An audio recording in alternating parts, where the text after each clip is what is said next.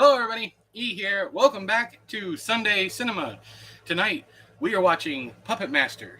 And that starts at 5 o'clock, but for the next 15 minutes, come on in, sit down, relax, grab some snacks, prepare yourself. I so am. Got to plug in my phone now though. Alright. I've never seen it before, so I'm excited. Don't get too excited. Don't get too excited. And hello, Hilly. Hello, Lazy. Ugh. It is getting warm in my office, so I've crunked down the. Hang on, I gotta start something.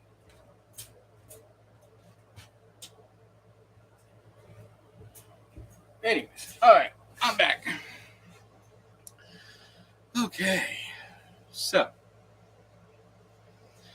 I'm gonna have nightmares about this lousy peacock I'm drawing. It is warm in the office. I forgot to turn my air back on after shooting all this week's videos. But this week is done. It is 100% done. Yeah, my back's better. That's why I was planning on reading after the movie. The movie is an hour and 28 minutes, and then it'll probably take around 15-20 minutes to read the story. So, for those of you just joining us, the link to the movie that you can watch for free on Tubi is down there in the doobly-doo. Click on that link. Not a sponsor. Hey, Brad, how you doing? And you can watch the movie on Tubi for free. You don't even need an account, but you do have to sit through ads. So, woo! So, I'm planning on reading a short story after tonight's movie, so be ready for that. Since last night went so wonderful. Ugh. Man, I forgot to turn off the shed, which my office is built in, has a tin roof, and even though it's only like 65 degrees here, the sun's been beating down on it all day. Ugh. So I am a sweaty mess. I have the vapors. For those of you just joining us, the movie link is down there in the doobly-doo. You have to watch it home, but I will be giving live commentary while it's going on. Sweaty. I'm a sweaty boy. Definitely a sweaty boy. Sweaty. Yes. Sweaty. I take 42 showers tonight. No, I'm kidding. I took a shower before I came out here. That's another reason why I'm sweating. Sweaty. Anyways, I'm excited for tonight. This is one of my favorite movie franchises of all time, and I'm looking forward to watching it with you guys. Ugh. Once I stop being sweaty. So what have y'all been doing today? Anything good going on?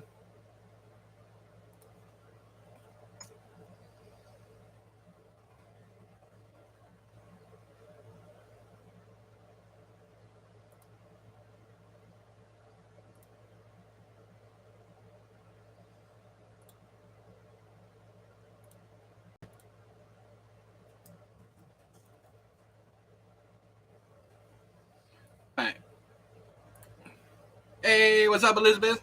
Drawing a peacock all day? Yeah. Hey, T Manly. How you feeling? You feeling better than you did last night? Okay, Haley.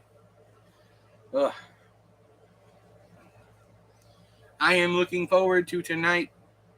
I'm looking forward to all the people who have not seen this watching it and picking on this movie with me. Not really, but thanks. I'm like, Lord, I knew that was coming. I don't know why. But seriously, I hope you get to feeling better soon.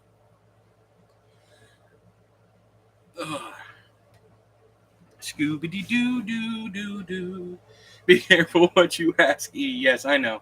I shouldn't have asked. I should have been like, I hope you're still sick, you dirty No.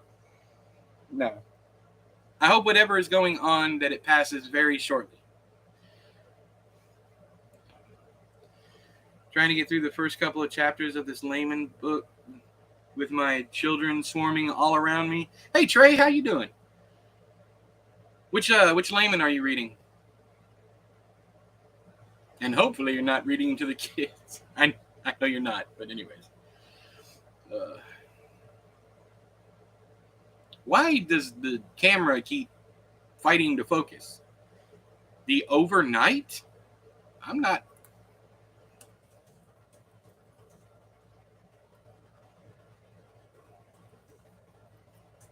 familiar with the overnight. Endless night?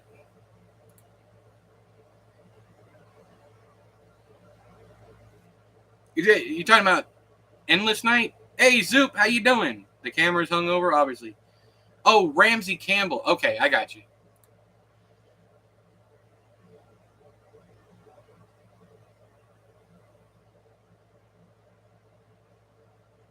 Hey James, how you doing? Yeah, get high, sit back, have fun. Hey Jack, how you doing? Yes, it's going to be a good night. We got 9 minutes before showtime. I was going to start earlier. I was going to start at 4:30, not the movie, just the chat.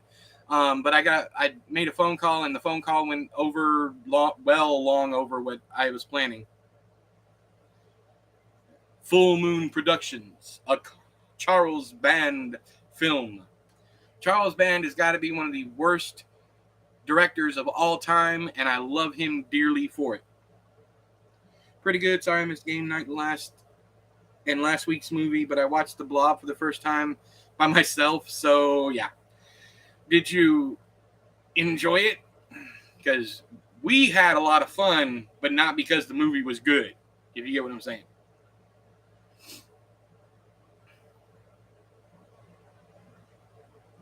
The camera is seriously drunk or hungover or whatever, because I'm not even moving all that much, and it just keeps going zoom, zoom, zoom. It was hilarious, yeah. And tonight's going to be hilarious, too. It was good. I like the 80s one better. I watched both. Cool. Yeah, I love the 80s version. I love that one. That is probably top 100 movies for me. It's probably around the 50s, something like that. I should do like a top 100 movies and top 100 books series. I should do that. The only problem with doing stuff like that is my opinion changes so much that over the years that I just don't know. I don't want to constantly change it up. So, what about a top 101 movies? No, I'd rather do Dalmatians.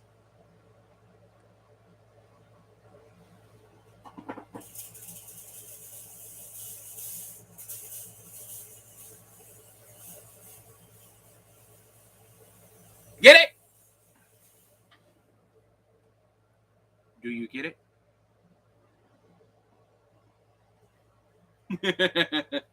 What about 102? Wasn't the sequel to 101 Dalmatians 102 Dalmatians?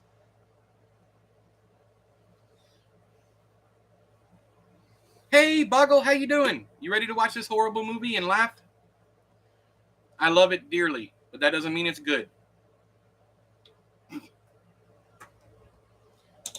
Top 3,467 movies? Hell yeah.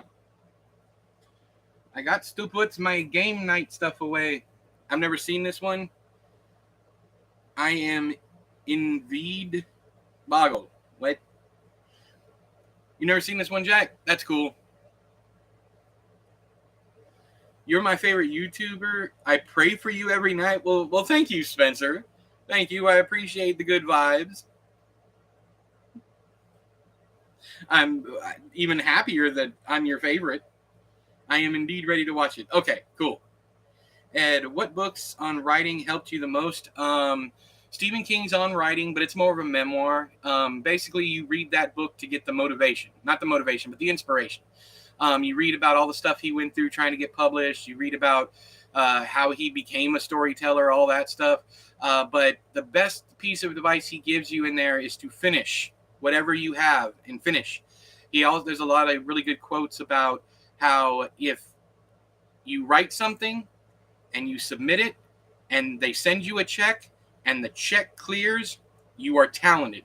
But also Ray Bradbury's Zen and the Art of Writing, Tim Wagner's Writing in the Dark. All those are good.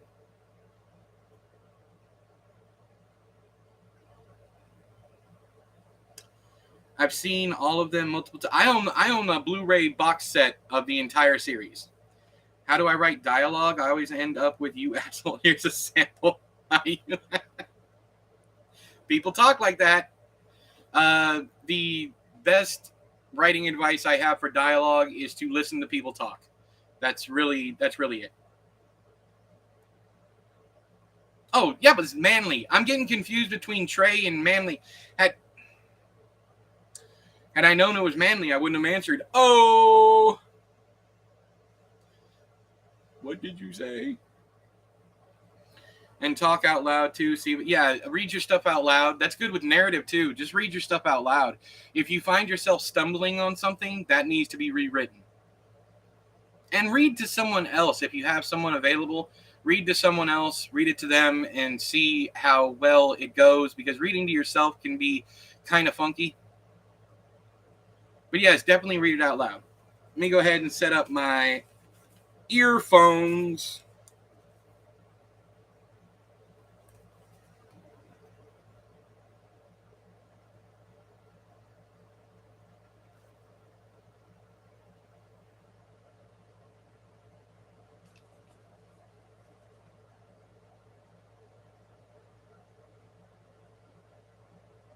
Okay. Let's go back 10 seconds. So I'm right at the beginning. Anyways, all that is ready. We're starting the movie in 4 minutes. T-minus 4 minutes. You're welcome, Zoop. Am I a pantser? Yes, I am. 100%. Unless the person you're reading to is Manly, in which case, don't read it out loud. Aw, poor Manly. Poor Manly. Let me stop. I don't feel a bit sorry for Manly. Where's the...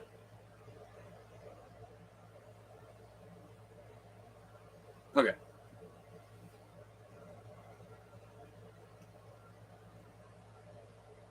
The name of the director for this film is funny to say out loud. Charles Band. Charles Band. Ugh. The other one? Oh, did Charles Band not direct this one? I don't know. I haven't started it yet. We'll see. We got 2 more minutes. 2 more minutes. And for those of you just joining us, I will be reading another story tonight. I am going to be reading something Haley Young here in chat sent me. I already read it to my wife, and she enjoyed it, so I'm going to do it. Quick random question. Favorite Muppet animal? Schmoller? Really? David Schmoller? I don't have any snacks tonight because I'm trying to watch what I consume. There's like a dozen people out there right now going, you need to. I tell you what I watch. I watch myself eat. That's how I watch what I eat. Anyways. Audiobooks? I don't know because I stumble quite a bit. I did it last night. And I don't know. I mean, editing is a thing. Who knows? But yeah. I might do it one day. I don't know if I get comfortable enough because I also read to my wife. I'll read whole books to her. We read Infinite Jest. We read the Book of M. We read You Love Me by Caroline Kepnes. And right now we're reading The Devourers. You were in the zone last night? Thank you. Ed, top 3 scary movies for you and everyone else. My number 1 horror movie of all time is The Passion of the Christ. I'm an atheist, but that movie scares the hell out of me. It's just total horror from beginning to end. Event Horizon, absolute classic. Third one would probably be The Devil's Rejects. All right, it is time to go. It is time to go. Get your stuff ready. At worst, you can make a separate channel and just try. I could, yeah. I read books to Manly too, not because I'm being sweet, because I love him, but he is sad, really. Hang on. Stop. Okay. Hit play in 3, 2, 1, go. Full Moon Productions presents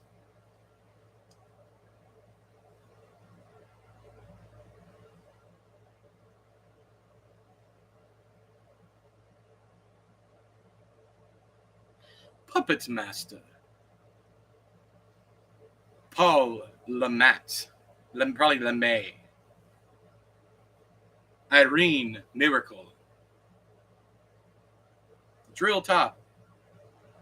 Matt Rowe.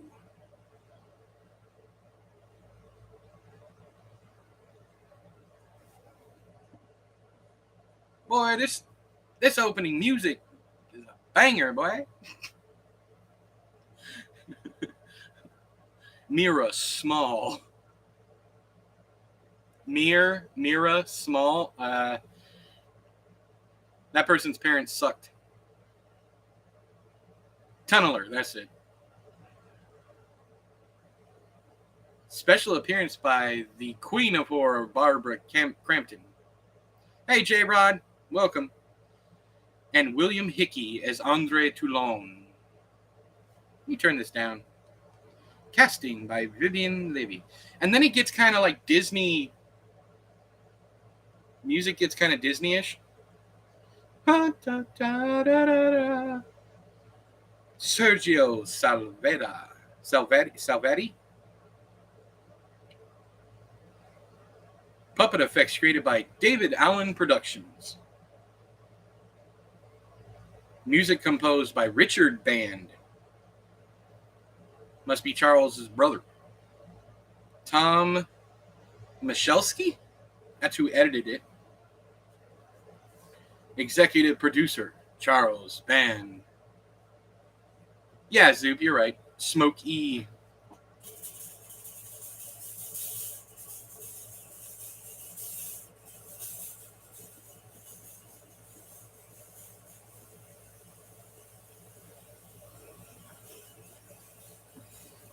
Hey, what's up, Derek? Movie's already started. Blade, your favorite puppet? Yeah. David Schmolier.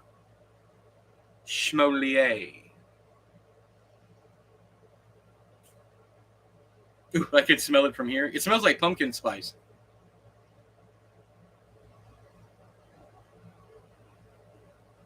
We're on a beach.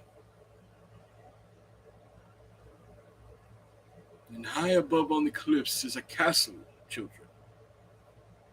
Or in a hotel. Either one. It's whatever. Why did I remember it being a castle? I haven't seen this one in a while. I usually watch the newer ones, like Axis of Evil. Bodega Bay Inn.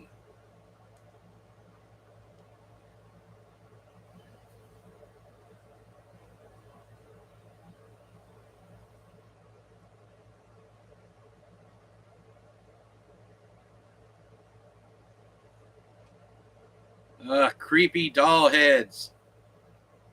It's a castle later in the film? I thought there was a castle in this one. Ooh, I like that, the turny head one. I'm obviously not that big of a fan because I don't know all their names, but I love these movies to death. Even the reboot they did. Try not to crunch too loudly near salted wood steaks. Jester. Thank you, Sue.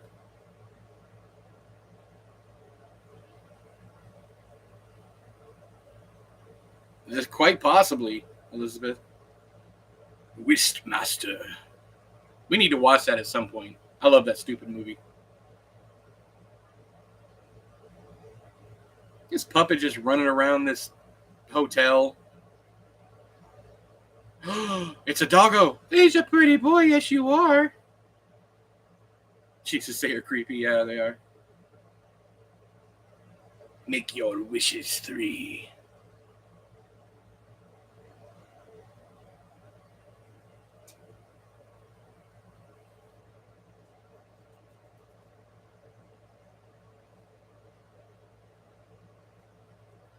Man, the puppet effects are so good in these movies.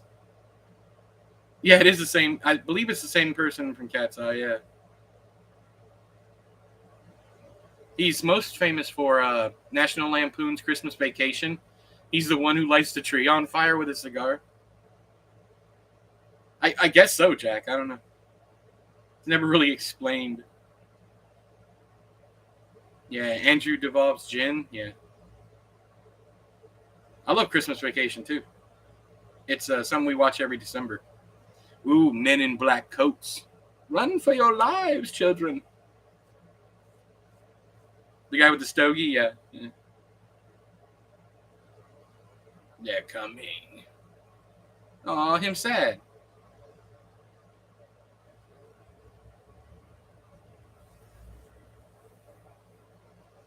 Think you could pick a favorite of the Puppet Master movies? Trying to think of mine, but can't. Oh, man, that's a good one. I really like the ones that were filmed back to back. I think it was part 4 and 5 and 6. It was an ugly tree anyway.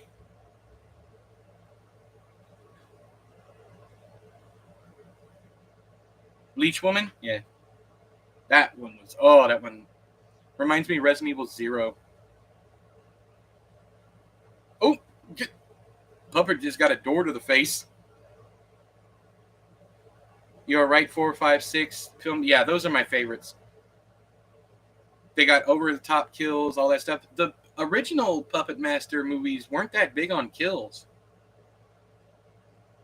That's pretty much Trey. Pretty much.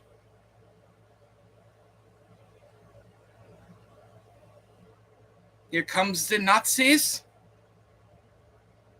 No one ever expects the Nazis. I want to draw these dudes. Draw them. Go ahead. Nothing wrong with fan art. Yeah, there goes Blade. My dude. I'm going to be glad he doesn't have to go to the bathroom. You imagine when one hand is a knife and the other one is a hook? You can never clean yourself properly without literally tearing yourself a new one. Puppet Master versus Demonic Toys. I have that one too. I have a complete box set of everything except for the newest one.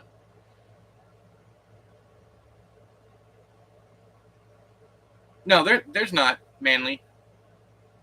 Yeah, there's not. The movie business has gotten to be just all big and spectacle, and if you don't have $20 million, you can't make a movie. I imagine other things are pretty typical too. Look at that little hat. Sup, Tony? Tone Loke. We are 7 minutes and 42 seconds into the movie. You have them all too? Cool. The timeline is super messy. Like Retro Puppet Master, like doesn't fit in at all. It's like a reboot for kids, and it was horrible. But all of them are horrible. It's just varying levels of horrible. Nope, it's not. The Puppet Master timeline is insane. I do, however, like the later Toulon, the guy, the burn victim guy. I can never remember his name, but he's a horror icon. He kind of looks like Rutger Hauer, but not really.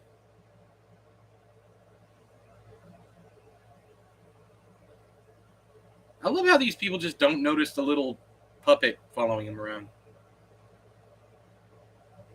Yeah, this is like the 6th movie if you go by the timeline. Yeah.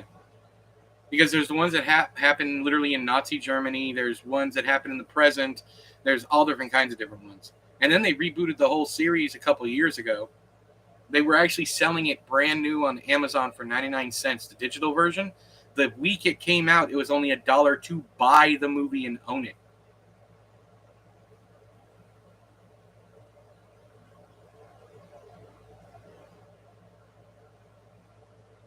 Uh-oh. Spoopy. Ah! Ooh.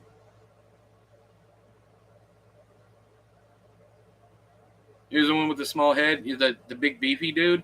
I don't know who's my favorite. I think probably Tunneler or the Cowboy. I think the Cowboy, because the Cowboy's hilarious. The 4-armed Cowboy. I'm walking here.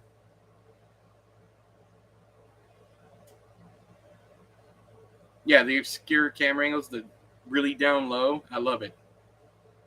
This is well done for what it is.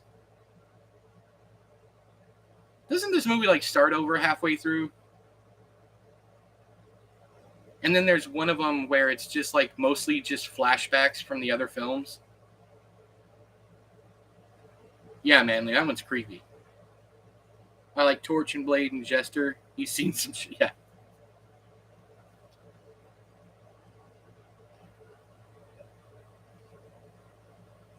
Toulon knew what he was doing, giving a puppet a hook and a knife for a hand. I mean, come on, they're obviously murderous. No, actually, it ends up being like a magical serum or something later on, like a green goo. Here comes the Nazis. Are they Nazis in this one? Because originally, not originally, in other movies, I think I know they're Nazis, but are these two guys Nazis? I don't know. Doc from Back to the Future. Yeah, he does remind me a bit. He does. Yeah, he does bring to mind Christopher Lloyd. Just a little bit. I see it anyway. Yeah, green goo, making stuff, reanimator, just name it. Yeah. That's probably where they got the idea from, honestly, was reanimator.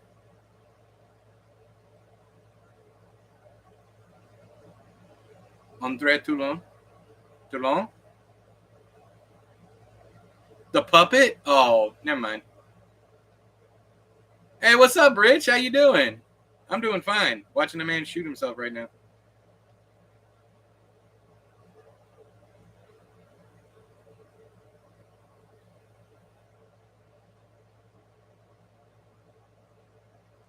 Bye, Toulon. That won't be canon in later films, but bye. Here we go. Yale University. So that was a cold open. Okay.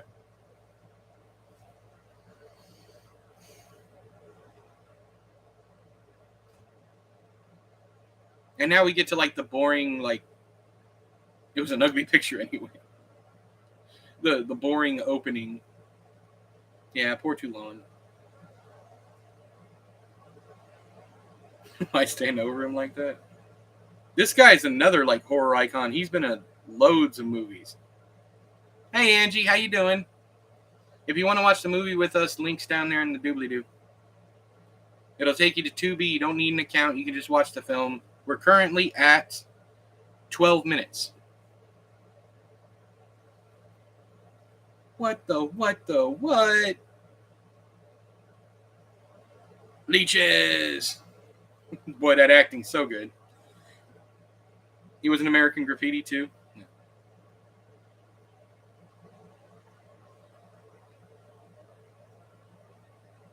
Ooh, make hot chocolate. Awesome. I'm doing good, Angie. I'm sorry you're tired.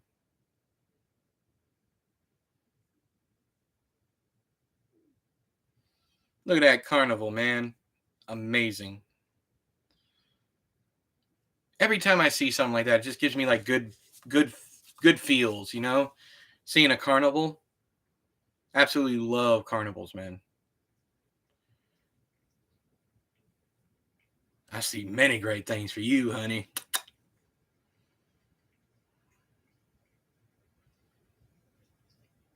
It looks like the dude's smoking, but it's incense in the background. They need a beaver puppet. They do. With like knives for teeth. No, I'm not going to have a little boy, am I? It's for the US only. So I'm sorry, Rich. How the hell is it Haley watching it? Hey, there's Barbara Crampton. This movie is full of horror icons.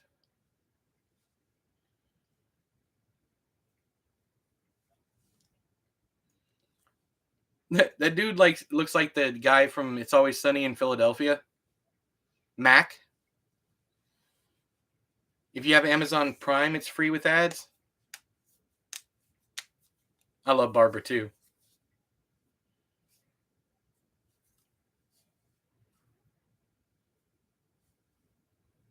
An enormous shopping mall. You were gonna build a shopping mall, sweetie. Damn. You're going to be a rich man. Maybe I will marry him then. Oh, gold digger? Soup.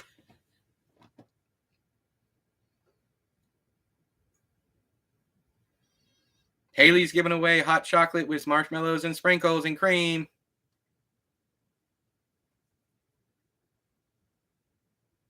It'll cool down on the way. Your grandmother. Oh, no. No, Mac. No. Ooh, me, Haley. Boggles in. Ma'am? Uh-oh. Maybe it's a tumor. Is she having a big O?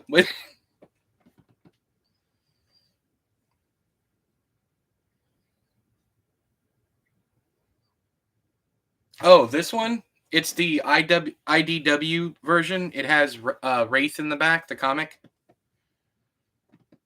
She choking herself and everything. She into that kinky-ish.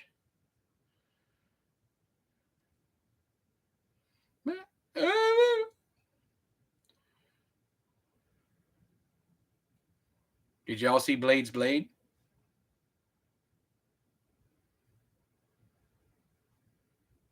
Oh, she had a whole experience there. I'll give you it in my kitty mug. Oh. Here, yes, yeah. Here's the ads. Okay, so I got a dog pulling on a hose. All right, since we're at here, Rich. Oh no, I'm buffering. This is it.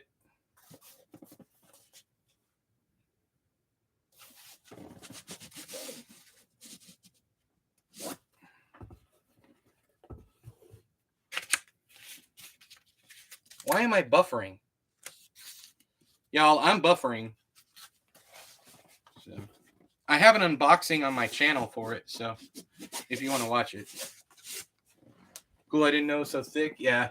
It's because it has the comic in the back. Y'all, hang on. I gotta...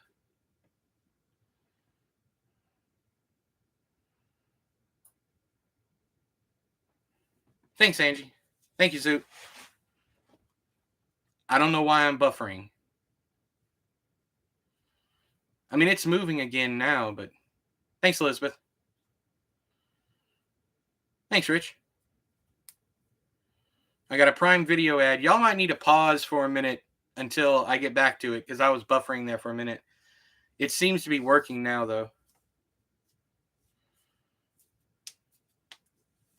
Ooh, I got the Power of the Rings or whatever. The Rings of Power, the Ring of Power, whatever. Ad. I'm gonna watch it eventually. I'm gonna go the other way here and say it's really cool. Oh, okay. I am now at the Statue of Liberty. It started again. I'm at 1630.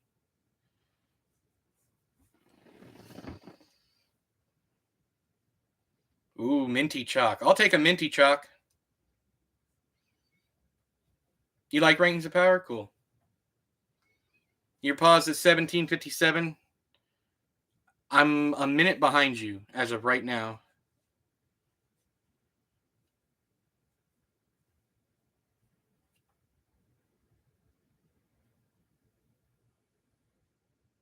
Pensa? I thought that said penis research.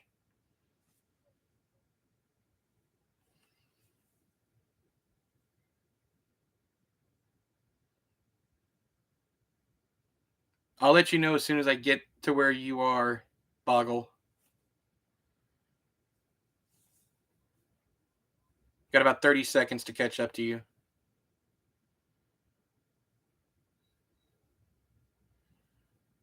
One, two, three, Mississippi P.O. What the hell?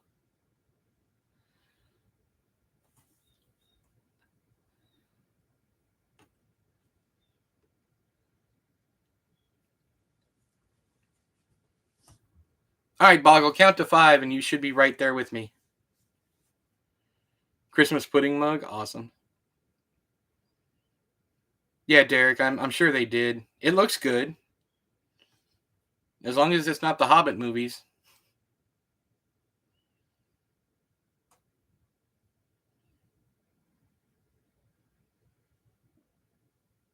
Yeah, close enough, Boggle. We're bound to get behind again. Those glasses are something else.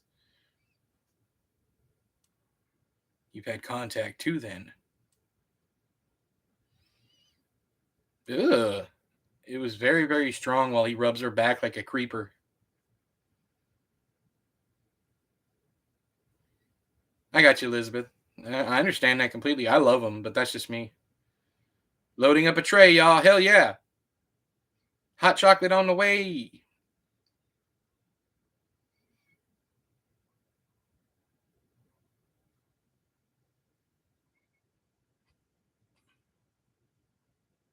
We'll need all our collective powers, like the Avengers. That reference won't be used for 30 years, but who cares? What's the over under those frames have lenses? Mellows on the side in case you're vegan. Aw, Haley thinking of everything. Or the Mighty Morphin Power Rangers. Megan Gallagher. Somebody married Neil. She was so shocked. Look at that forehead on Frank, boy. Frank moonlights as a landing strip. And that hair is wild. He looks like the Cowardly Lion. The other dude?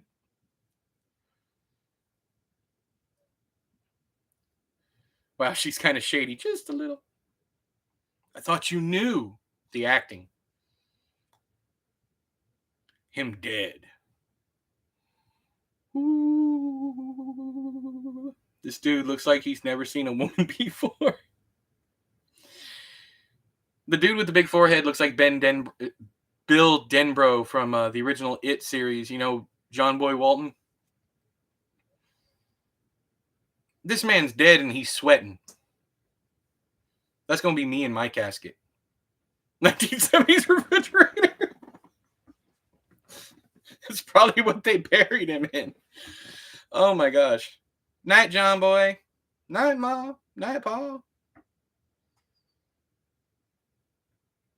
Dude, the guy with the Rihanna forehead gives me major creeper vibes. Yours is in a Joker mug. Would you mind if I touch her every single possible second in front of everybody? I'm Batman. Okay, Brian Keane. What is this acting? I love it. She looks super. Yeah, it's like that's what I'm saying. It's like the actor is giving me creeper vibes. Like she doesn't want him touching her that much. It's like, do you mind not touching me in every single scene? Like, we get it. We're a couple. Thank you, Angie. My cat is a demon. A tiny, adorable little demon. Had we not pick up on the fact that he was dead? Right? The little rat's tail he's got back there. Sounds about right, yeah. What are you finna do? No, she's, yeah, I know. You got to get his special juice. The sound effects. Ugh. Like somebody's stuffing lettuce up their butt. Ponytail makes me uncomfortable? Yeah. Special juice. You got that right. Bah! Buckle just bah! She's a little too high up for the special juice. Thank you, Haley. I'm taking mine. Thank you. Appreciate it.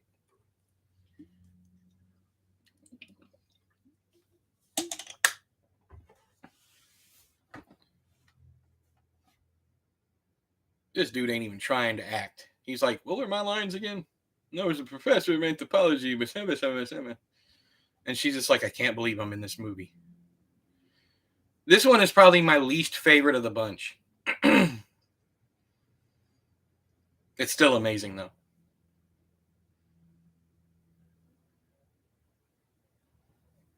Hard to imagine him taking time out to get married. It does look like he needs to go to the bathroom.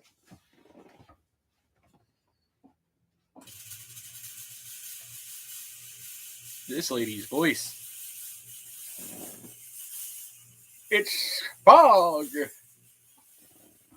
Hickory and dragon's blood. Where did she source the dragon's blood? That shit ain't at Walmart.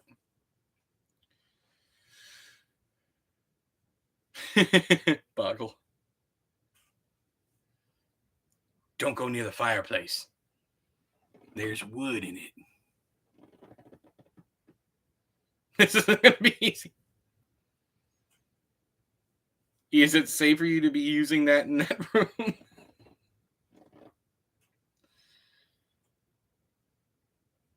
Really? Dragon's blood incense? I had no idea it was a real thing. I had no idea. Ugh!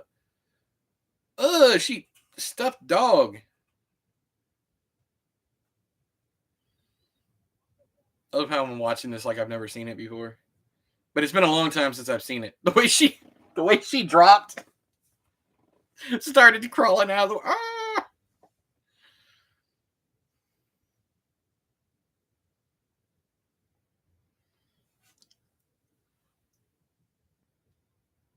What time code? I'm at 24 minutes and about to be 25 minutes. Exactly. Huh. All right, Elizabeth.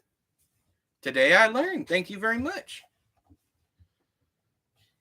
I'll look it up too. Yeah, me and you were right together, Boggle. Because it just went over to 25 for me. Nag Champa. All right, next time I go to the Wiccan store here in my area, I'll try to find both of those. Nag Champa. This lady over here dancing with Slenderman. Yeah, till another ad fucks it all up. Yeah.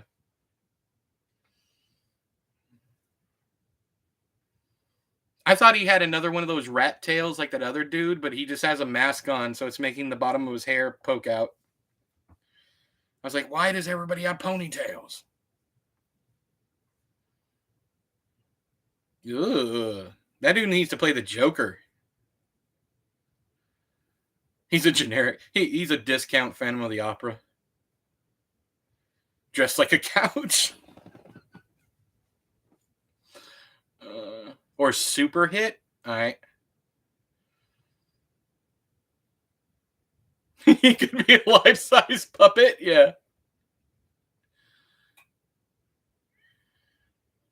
I wish there was a way to do this where we could all like live chat while it was going on. I can do it on StreamYard, but I can only have up to like 4 or 5 people.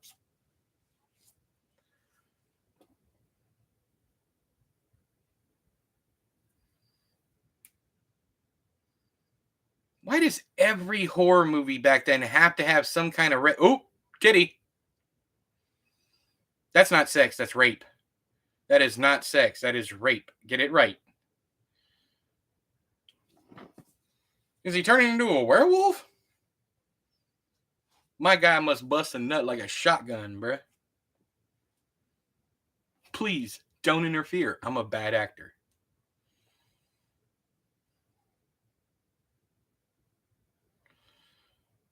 Yeah, see, horrible what he did. And he's running his fingers through her hair and everything. She's upset, and he's like, ooh, your hair smells like licorice. And stop petting her. God, I hate the way dudes treated women back then. Good God. How you petting her for?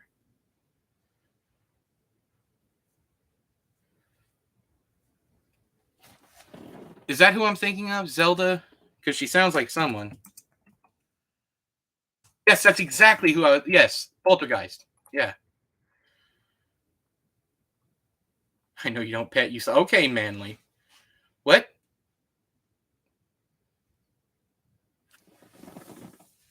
Two famous movie stars had a what? Oh no.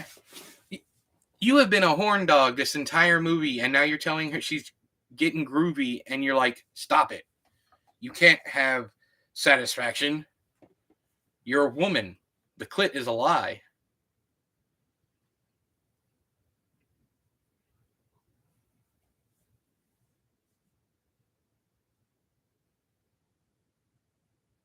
Why is he grabbing her?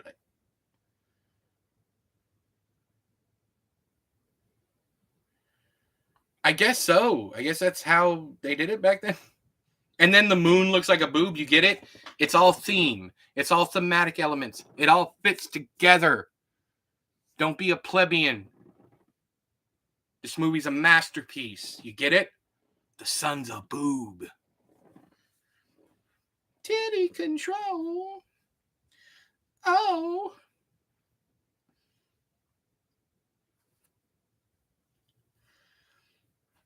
If this dude gets an erection in this coffin, I'm going to be very upset.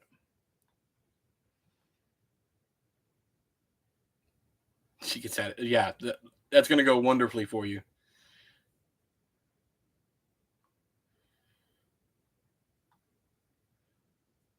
Yeah. Definitely, Elizabeth. Definitely, yeah. Yeah, Teen Witch? I don't know about Teen Witch. I love Teen Wolf. Top that. I'd wallop them. She just looks at him like Bambi.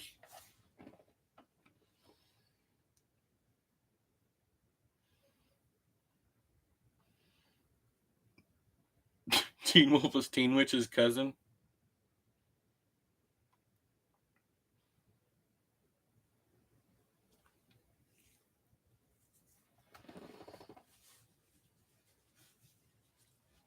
Dude with the dude with the tiny head is a euphemism for something.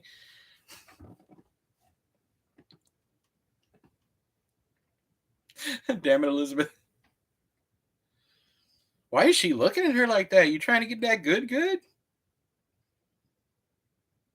Ooh. I think Ginger over here has got something for Wild Eyes McGee. Yes. Definitely.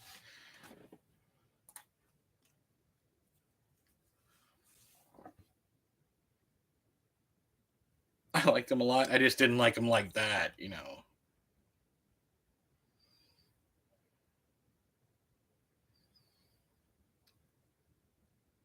I think Ginger's got some eyes for Wild Eyes over here. Aw. I'm glad you're comfortable, Haley. Man, that sounds good. He looked like he smelled something nasty. Old lion head. Why is it making us approve everything Elizabeth says?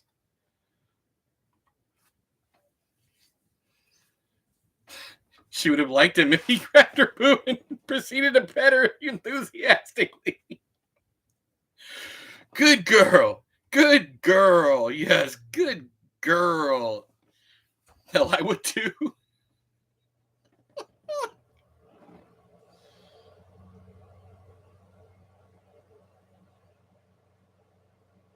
Dana. Really? Elizabeth is spicy.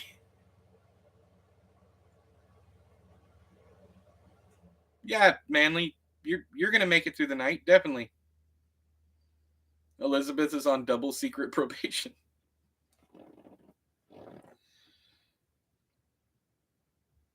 I'll be the first to say none of this is interesting. None of it. We're here for puppets.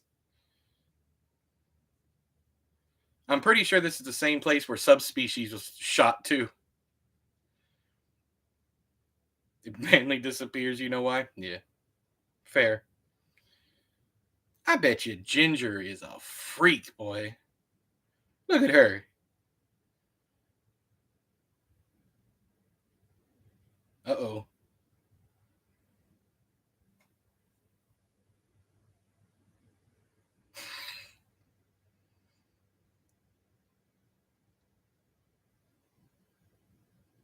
Nasty. I knew it. She shits with the door open. Freaking the sheets in the streets. Yep. Yeah, I know Zoop, but that's the reason why this is like my least favorite one, because it takes so long to get to the action. He does need to shave his head. All these dudes just need to shave their head. He screwed us. Her country accent is terrible, but she a freak.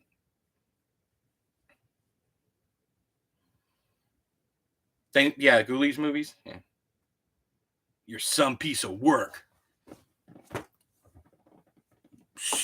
Some piece of work.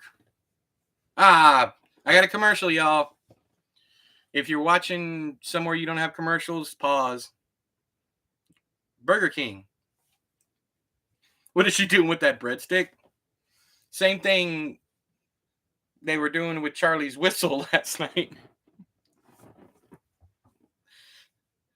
Yeah, her accent's terrible. Yeah, no one sounds like that. Unless they were, like, Civil War era. Ooh, Hocus Pocus 2 commercial. Oh, no, it's a Walgreens commercial. Never mind. If you've seen Hocus Pocus 2, you know why it's a Walgreens commercial. Hey, Lazy. Aw. I'm glad you got your hot chalk. Hot chalky. I got a marriage counseling commercial. I wonder why. Makes sense. I understand, man. I'm surprised there wasn't a divorce ad. Okay, start again. If you paused, it's back. Really? She's up there like, oh my God, what am I going to do?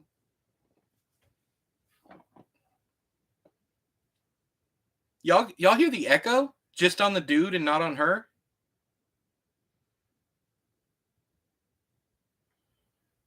Some would call us magicians. Unusual psychic power. I forgot about this plot line. Ugh! Stop eating that shrimp like that! Ugh! Pray for the devil commercial?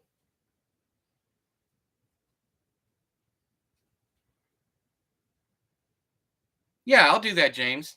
In fact, I'll probably do that before the end of the year. Those are some of my favorite thrillers of all time.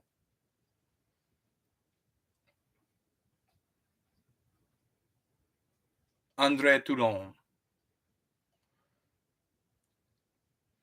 That's so he sounds like a man. A man.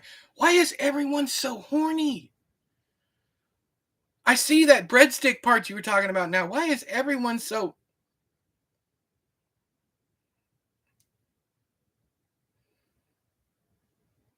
A woman looks at me like that, she ain't coming anywhere near my stuff. Sorry. Look at shrimp the same way again. Yeah, same here, Manly. I do too. This is really cool. I love that you guys enjoy doing this with me. Day made, thank you. You're welcome, James. I'll try to get to it. If not in the end of November, I'll try. Promise I'll try for December. Definitely before the end of the year. Promise.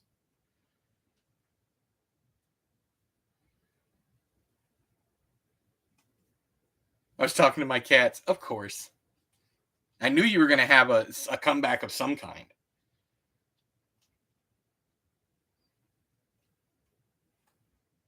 In fact, check this out. Since I'm not going to miss anything important.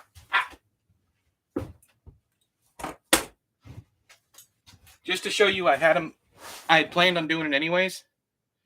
Red Dragon, Silence of the Lambs, and Hannibal all together up on the top of my bookshelf on my to be filmed shelf. We have 3 cats, and we may foster a dog. Many dogs, Manly. Many dogs. Yeah, if you're in the house, it's going to be more than one dog. I have 2 cats. I have Demon, Lesser Demon, and then I have Ash, my doggo. Oh, Haley, that's awesome. I'm so glad. Thank you. Thank you for telling me that. I basically have 4 animals. I understand. I know Shell has like 9 kids. All the animals, our kids, and me.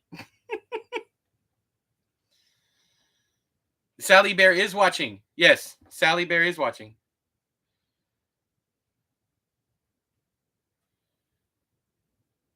Oh, yeah. Yeah, I can do that, Manly. I'll see what Thursday I can fit that in because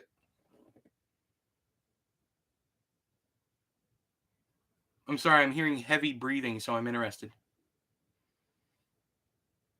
Yeah, I have loads of different versions of that.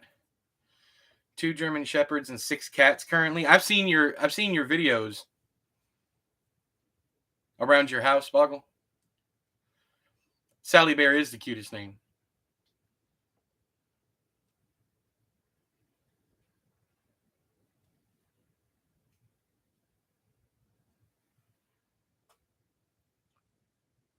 Yeah, here comes Pinhead. Yeah, there's Pinhead. For those of you that don't know, this big puppet with the small head is called Pinhead. Oh, I would have loved to see that, Boggle. A pet squirrel?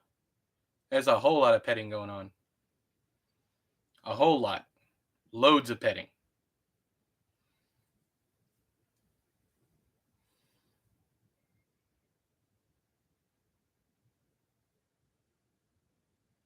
Here we go. First kill of the night. Yeah. Pet squirrel, that's nuts. No, not a puppet.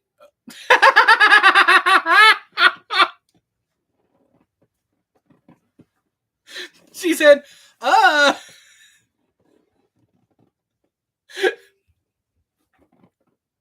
she.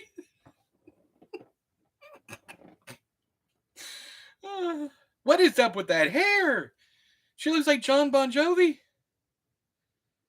She's had 9 different hairstyles already. She fell out of the nest still. Aw. My guy just got up out of his coffin and sat down. John Travolta. Her name was Chompers. Aw.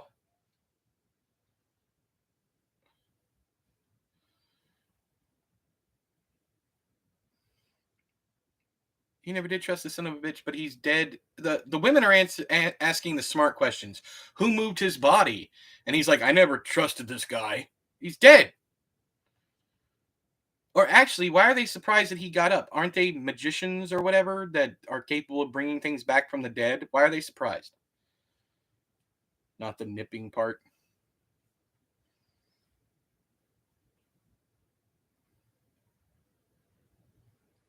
None of these characters have a single shred of character development. They are literally just fodder. Everybody in this movie sucks. I love it so much. Oh no, please no, not that again. Oh yeah, they're caricatures, not characters. None of these psychics saw that coming. It's like Cinema Sins. None of these psychics saw that coming. Ding. Chompers is the cutest name, yeah. I had to. He's like a discount John Ritter. He's like Ritter, but not funny at all.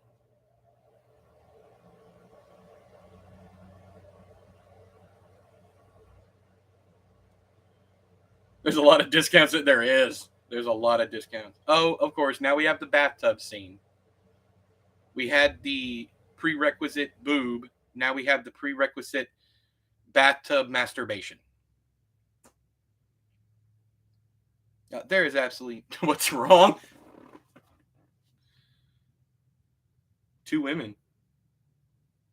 Navy, Second World War. Details. This horn dog. Stop it.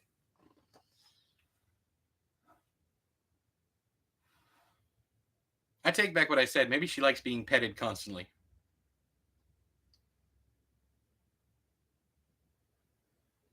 This is true, J-Rod. This is true.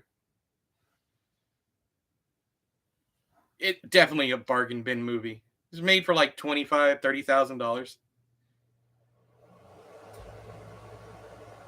Yeah, plenty of peen. There's the Crying Game. Plenty of movies hang dong. Plenty of them. She would bust in the kitchen sometimes and trash it. Cereal boxes chewed open, including the lid off ketchup, sucking it down. Good Lord. I even have a shower tiara. Fake ass moon. You're describing what happened to my kitchen last night. I guess so, Elizabeth. I guess that's it. Anytime she gets hot and bothered, she sees either that or she gets hot and bothered because it's kind of inconsistent though, because wasn't one of her psychic things like a rape? I mean, there's no pleasure to be gained out of that. Stroking that chicken leg.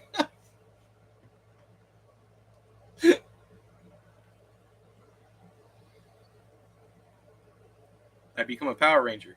That's what I could do with power. You think she's pretty?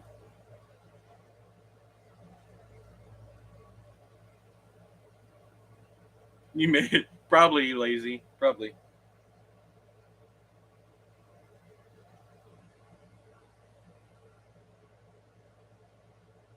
Your home sounds a tad bit volatile.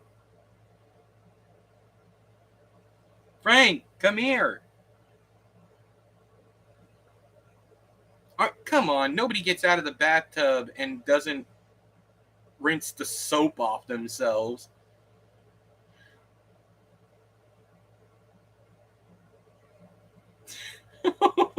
Only new money has the audacity to wear a tiara in the bathroom. What the?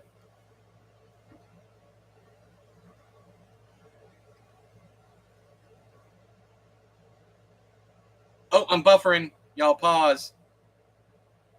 Hang on. I'm buffering. Pause for me. It's completely stopped.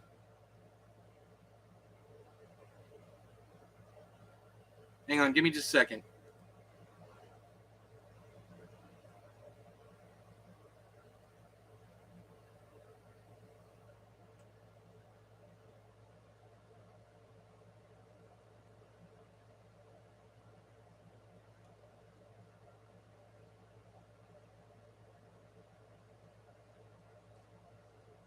Okay, we're going again. Hit play. They're kissing in the pantyhose right now. Now dude's walking down the hallway. Kind of like Jeff Goldblum in vibes. What the hell? The candle. Screeching halt. I'm sorry. No plot. It's okay. We have naked people in tight tiaras. Psychometry. When she touches an object, she can feel what happened in relation to object. Okay, gotcha. Definitely, Elizabeth. That's the 3 T's of every good horror movie: tits, tiaras, and touchy-feely people. Ugh, chicken. Ugh, that chicken foot. I do not want to see this man naked. I do not want to see discount Peter Stormare. I don't want to see him hanging dong. I don't want to see it. Double D's and dongs. And Dread. Dread, double D's, and dongs. Yes.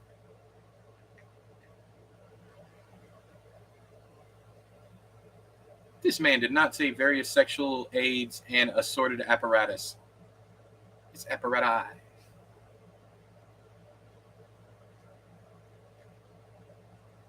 Also dogs, but at the same time.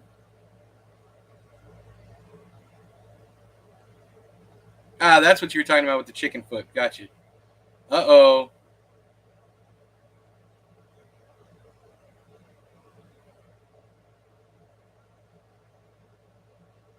Mm-mm. I don't want to see this.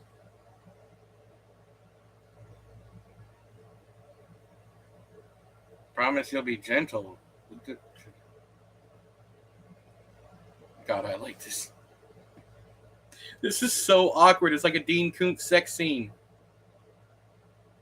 You'll get unrealistic expectations. Yeah, bottle. You're not supposed to enjoy. Oh, I guess not. Oh, yay! We're back on Lion King. Put him up. Put him up.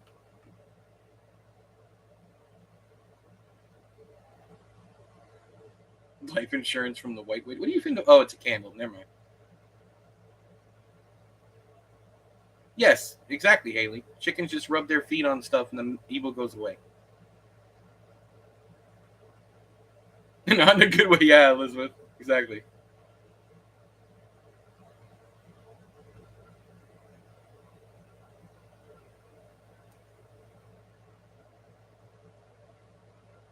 God, this movie is so boring.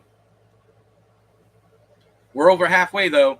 Halfway mark. Well, more than halfway. 41 minutes left. 47 have passed. But now we're going to start getting to the good stuff. Ridiculosity. Here we come, a little ankle biter. He should have seen him.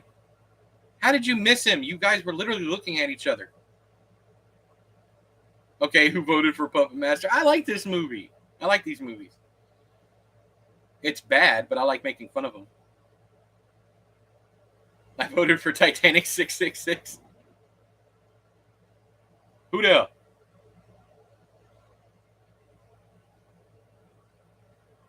Oh, Jason, Sally Bear, which is a Build-A-Bear that my kids got me, made after Sally from Nightmare Before Christmas. Sally Head, Gage from Pet Cemetery, and Church. Trick or Treat mug, Trick or Treat doll. Someone crocheted for me. A fan of the channel. Ceramic pumpkin, skeleton, Jack from Nightmare Before Christmas. Creepy clown, creepy pumpkin demon, a skull with a handprint on it, clown in a cornfield book, a pumpkin that says boo, Jack Ketchum mug, Elm Street chains, ghosty goo right here. That carpet is shoddy, definitely. Probably never, Elizabeth.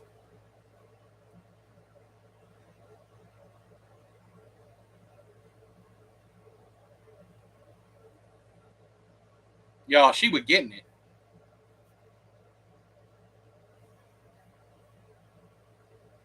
Exactly, Haley. Exactly. That is awesome. Thanks for you're welcome. I also have a Mitt Romney mask that I'm blocking right now. Oh, and the Freddy's glove from Nightmare on Elm Street.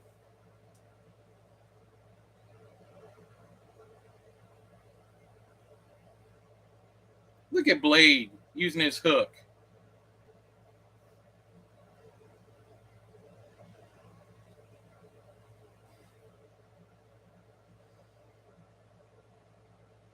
You can climb up the stool and so he can open the door. I love how the puppet's even struggling.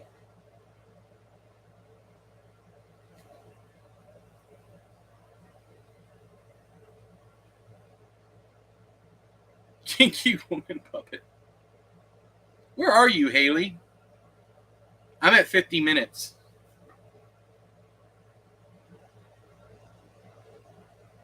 Once this is done, for those of you hanging out, once this is over, I'm going to read a short story that Haley wrote. But I'm going to take a break as soon as the movie's over. Yeah, it's going to be a prize for the final week probably.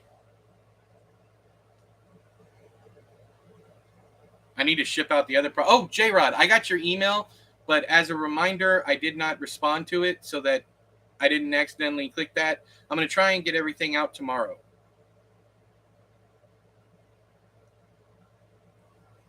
I'm pretty sure there's a sheet between them. Any of y'all see the sheet? Yeah, Haley, you're 3 minutes ahead of me.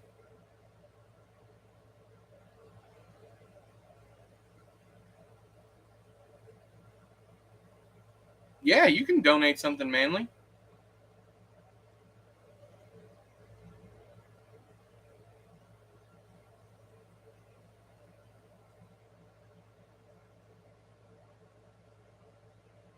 Her hair has had like 8 different styles. I don't know, Elizabeth. Oh, Leech Woman's in this one? That's cool. I didn't remember that.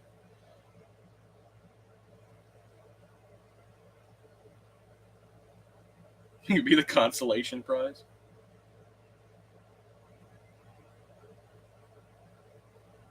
Here we go. Let's go.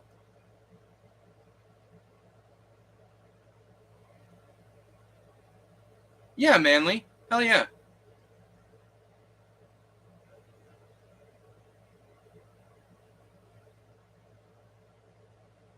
Oh, the special effects in these movies were so good. Boy, she went from getting drilled to getting drilled. All right, Manly. Cool. Yeah, and I'll pay for the shipping. Her bloody hand. I've been drilled. Voyeuristic Muppets. I don't know. They're definitely horny AF.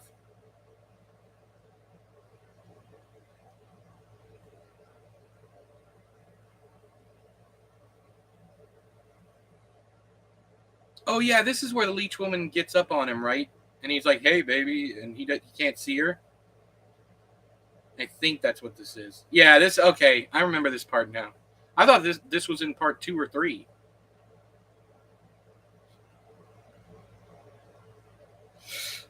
Oh, this like you can literally feel it's not a human, dude. Psychics be horny, am I right? Yeah.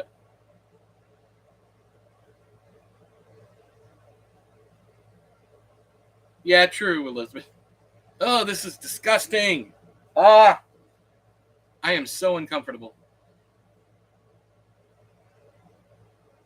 Oh, the way she sounds. What are you gonna do to me? I'm gonna vomit a leech on your titty. Oh, oh, it's so disturbing. Ah, oh, oh, it's like a turd. Ugh.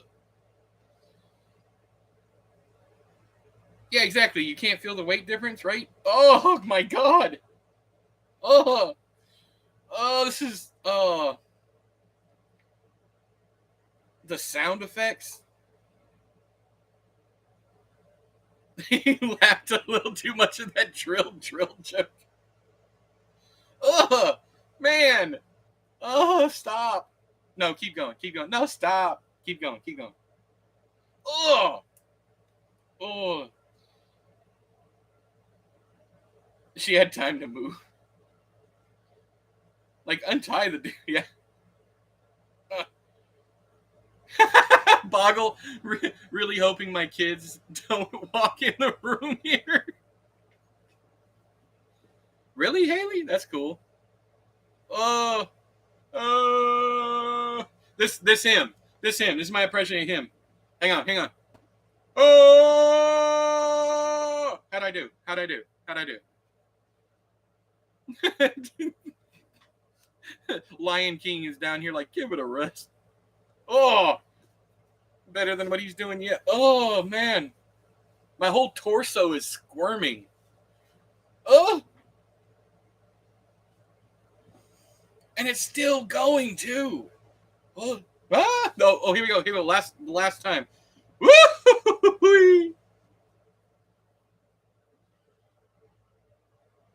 We need to introduce leeches in the bedroom. Oh, this is disgusting.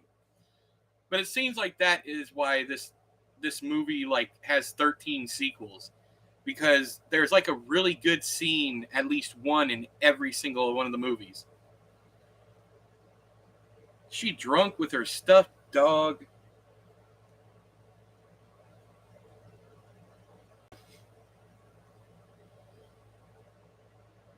And now he wants to rearrange your walls.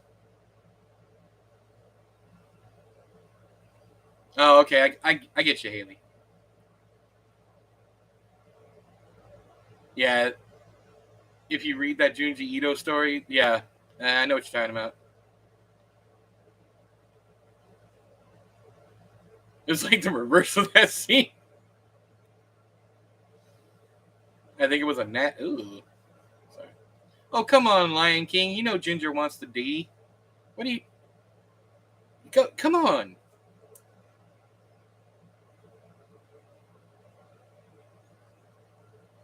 That one where that girl's head basically becomes a snail. I don't remember that one. Well, you know how difficult it is to get live animals on a set? It's really expensive. But yeah, that's why. Yes, she's carrying around a stuffed dog. Yes.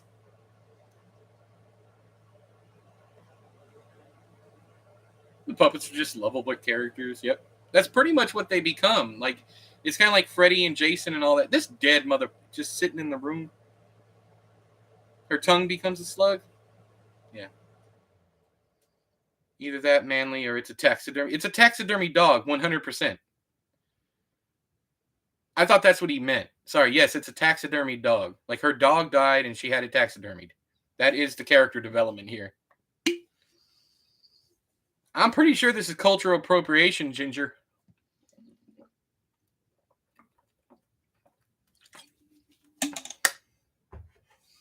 Stuffed with cheese, yeah. You know damn well you are too white for this. Oh, she's vaping on him now. The dude is creepy as shit. Well, she shot her shot. That's why it was so sluggish. But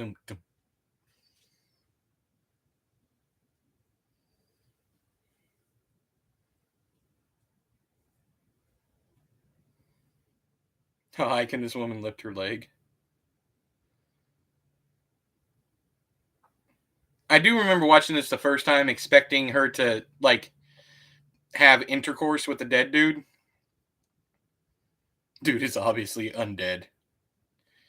Pinhead, what up, my dude? Hey, look at my chubby fingers. Don't you like my chubby fingers? I got this itty bitty head, but I got really thick fingers.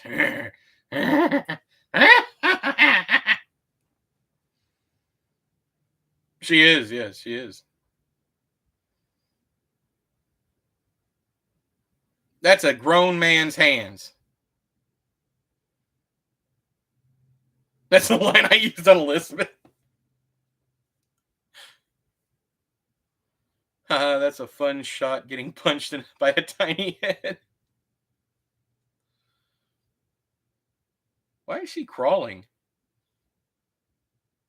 I don't think your leg's that damaged. It's bloody, sure, but it's just tis but a flesh wound.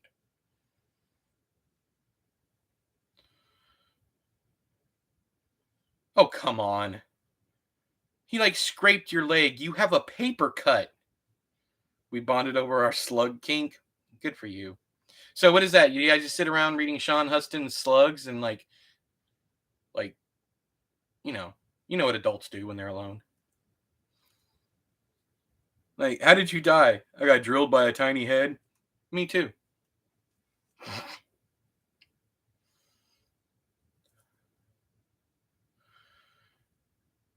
I love how they use like angles to hide the fact that these are puppets. Like the special effects are fantastic for the time. Even now they would work. Julie says, "Oh, damn it, Manly." Boom. Oh, she yeeted him down the stairs. No, Pinhead. Suddenly it's American Psycho where he's chasing that chick butt naked with a chainsaw. Take his tiny head. Pluck it off like a grape.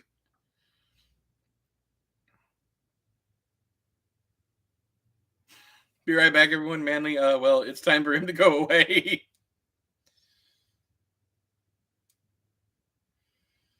Blade gonna get you. Stop kicking his hook. I thought that leg didn't work. Oh, yeah, The Gate, man. I just watched that with my 10-year-old the other night, and he loved it. Exactly, Elizabeth. It's like child's play. Just punt him across the room. What's wrong with you?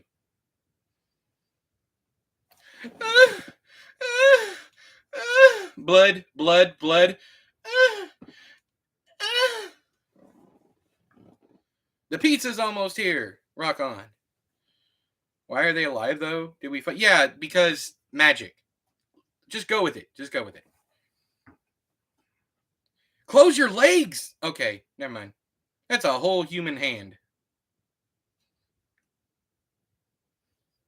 God, Pinhead just be treated any kind of way. I'm sorry, if I was a woman in that situation, my legs would not be wide open. Especially not with things crawling around and running around that could just crawl up into places. You get what I'm saying? You feel me? Well, don't feel me, but you get it. Blade. What's up, sweetians? Oh, Ginger didn't deserve that.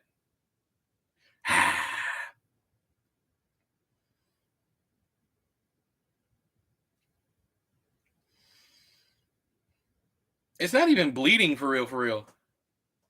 Like leeches.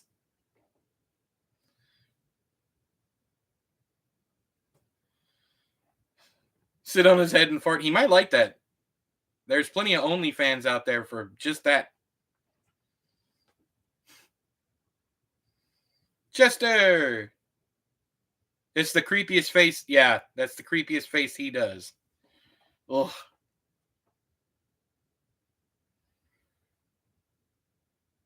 Oh, Lion King. He's got another chick knocking on his door.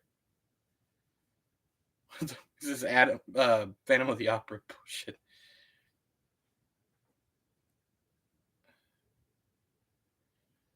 Exactly, Elizabeth. But that's kind of the plus to this whole thing. Because if they explained it or if they did that, it wouldn't be nearly as fun as watching what just happened. Exactly, Zoop. It's well known. It's medical accuracy. They're shooting for the pinnacle of medical accuracy. Oh, she has something she wants to show him. Wink, wink, nudge, nudge. It's my titties. It's these. Come see them. They stare at you like this, and they sweat, and they get slick and moist. And I have a commercial. Anyways, I want a commercial. So would I, Elizabeth, honestly.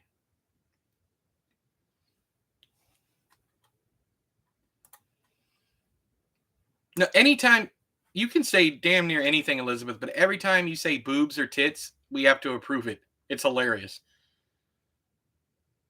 I'm on an ad, so pause maybe. I don't know. Every time I go to an ad, it buffers. Oh, I know why. Because the movie isn't in high definition, but the ads are, so it takes more bandwidth. That's what's going on. Oh, YouTube loves boobies.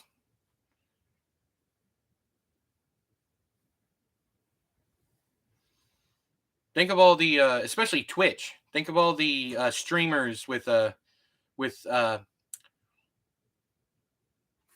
accoutrements.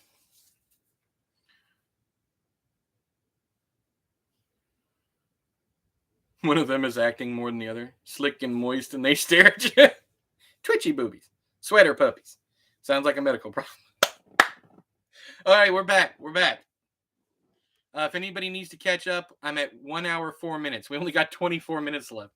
And 4 of those are credits.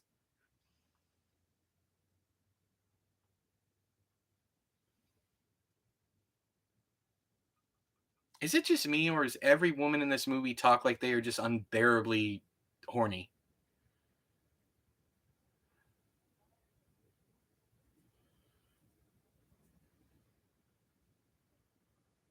He never let me come up.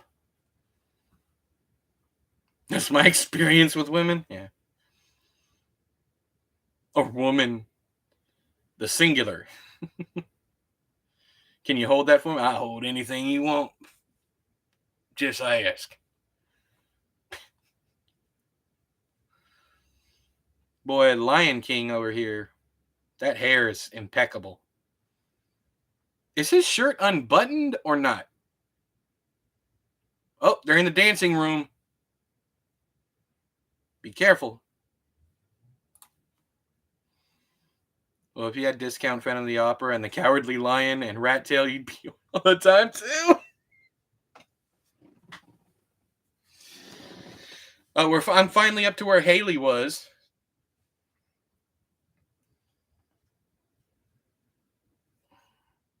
None of this makes any sense, and I love it so dearly. I dearly, dearly love it.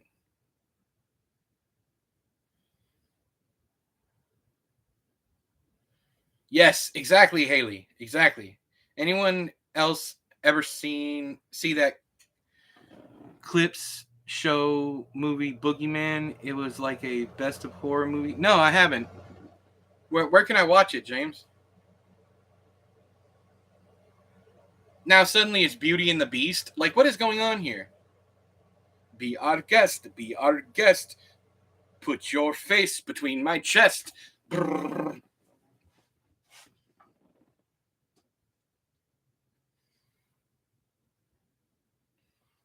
This box is gonna make it. Yeah. Oh, honey.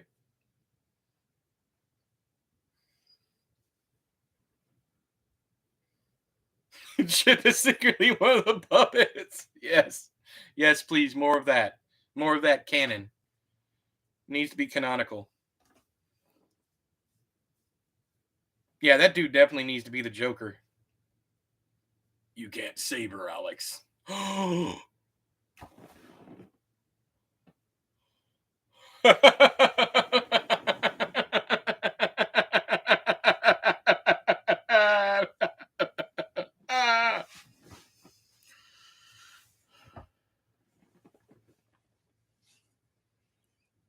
It would be fun, Haley. It definitely would be fun. Yeah, the decapitated. Oh, Lord Jesus. Ooh. Fancy a little head, Lion King. Puppet flash mob. Oh, yeah. Oh, damn, Manly. That's not something I would admit. I'm just saying. Maybe don't admit that. Maybe. Wake up, Lion King. I want you to come with me.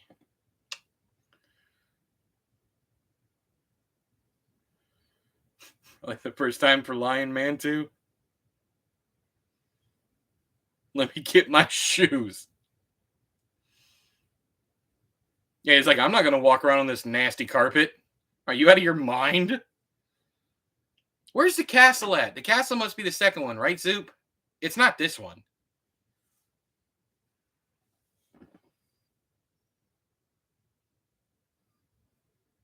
Same here, Manly. Same here, exactly. That's what I'm thinking. That's why I call him Lion King.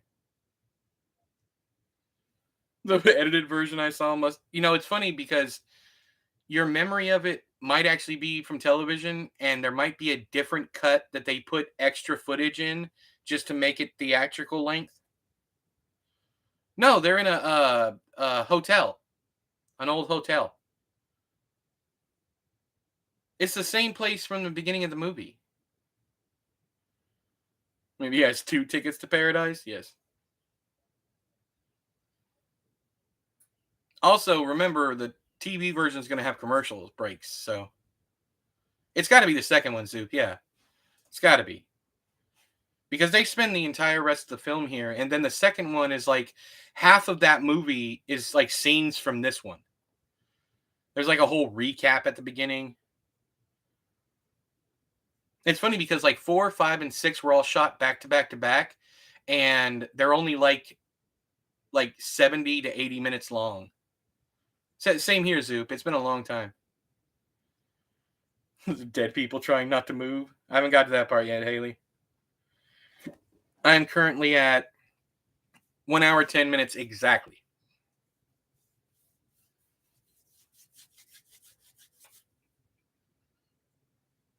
There you go. The ancient Egyptian rites of afterlife. That's how they. And in the future, it's just green goo.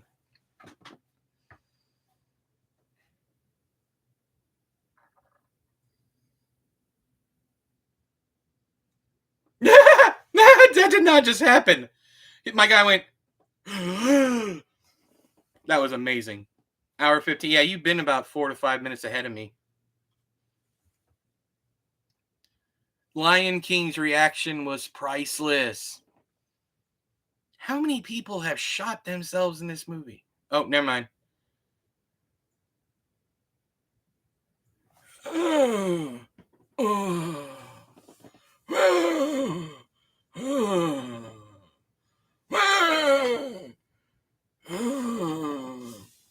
This whole movie has been priceless. It has been. It has been.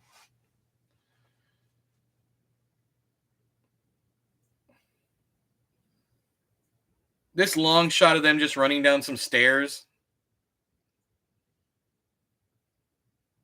Yeah, definitely James. Yeah. I didn't even know the first one came out in theaters. I thought the first one went. I thought the first one came out direct to video too. When I was a kid, I used to rent these all the time. Every time they came out, like Rumpelstiltskin, Killjoy, Puppet Master, Demonic Toys, which there's only one. But all of those direct to video movies, I would go down to the local mom and pop video store and rent them. Miss Scarlet did it in the dining room with the puppet.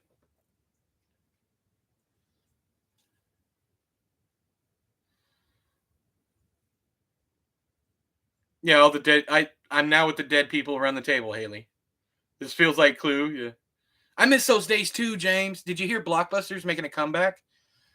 And there's some small towns that still have video stores, but like there was something so organic about VHS tapes, and I never got that. It's kind of like ebooks versus physical books.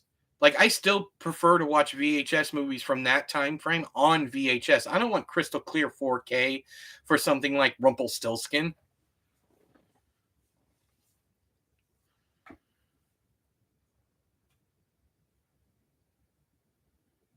Yeah, yeah, Manly, me too.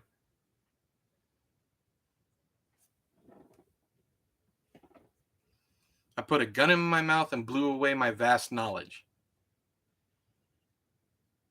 Oh God, Boggle. Come on, Lion King, you can take the bastard. Yeah, Angie, I did too. I love VHS for a certain type of movie. Exactly, Manly, yeah. Now, if I'm watching something like a new Nolan movie or something like that, hell yeah, 4K, blue all day long. But something like this, it needs to be, and that's what I like about the Blu-ray transfers for this series. They didn't fix anything. Sometimes you can see the little lines in the film. Not really just a joke. Damn it, Boggs. I was laughing anyways, even if it was true.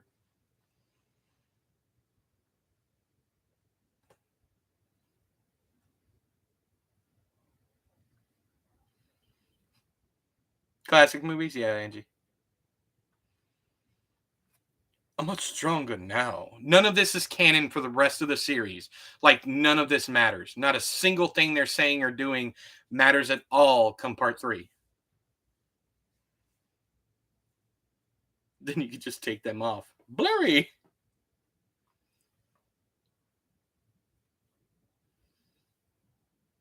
I discovered Toulon's secrets. He had a wang this long. Jester said, uh-oh. Uh-oh. Hey, I'll experiment with silly little wooden pup. Don't you throw Jester. Oh, you done pissed. Oh, you done made him all. The dog. The dog. Not the dog. The taxidermy dog sitting behind Tunneler.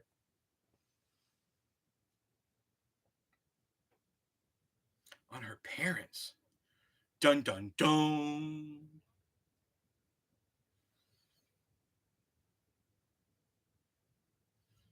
I knew you were going to say that, Elizabeth. I knew that was going to be your follow-up. I knew it. Ugh, Megan was so young, bruh. What kind of creepy... Ugh. Ugh.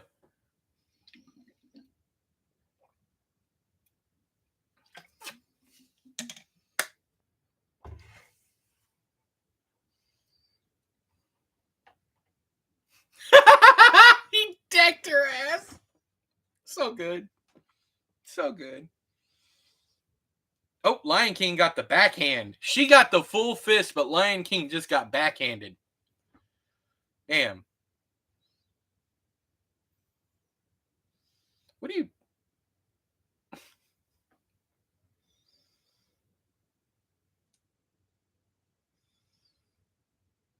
This is so bad. No, Brian, you missed it. No. We're almost done. I'm going to read another story after this. Yeah, Manly, you're right. What is he? He's like... They said be evil. And this guy just went, okay, so evil is this.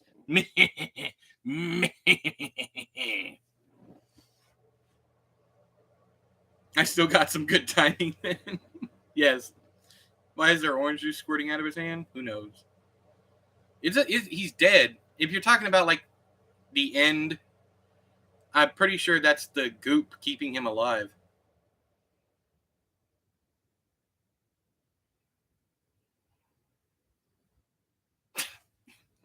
Dude just turned around and got decked again. Yeah, this and Children of the Corn series, James. That was me, too. Yes, she dropped a hairdryer in her bathtub. Yes, the Slug Woman is back. I love the Children of the Corn series too for the same reason I love this one. This series, they get so bad eventually, and I love how they go back and forth between it being supernatural, it being chemical, it being supernatural, it being something else, until they finally just went full batshit supernatural.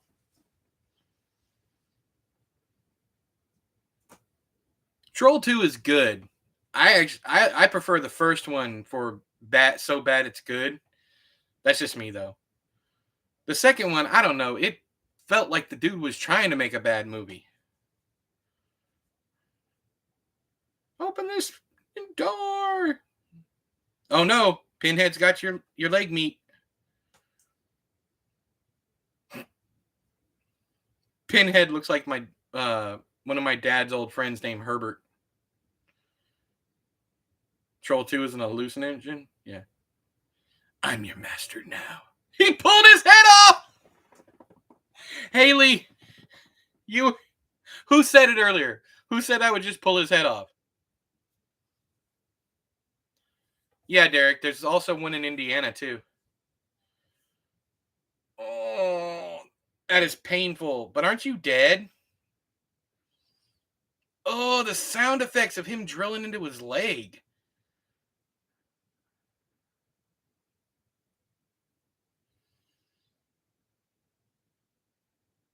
Boy, that tie is the wildest thing in this movie. Like, he bought that from, like, the Quantum Leap Al gift shop.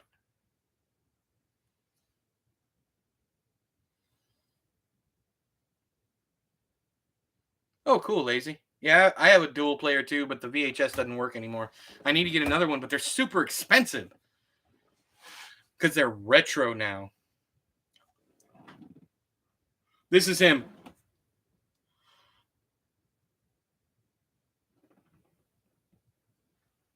I know.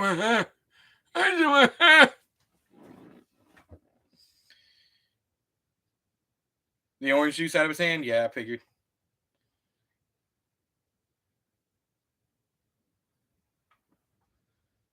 Slicey. Let me get some of that orange Julius.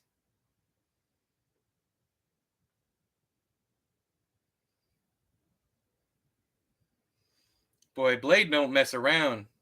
He just cut it. was green blood, so he does have the green stuff from the later films. It's not orange juice. It was green on the carpet. It was green. No, the whatchamacallit, the not the belt, but the spindle. Hang on, I'm having fun. Hang on. It's the best part of the movie. It was really, yeah. High C ecto cooler, yes.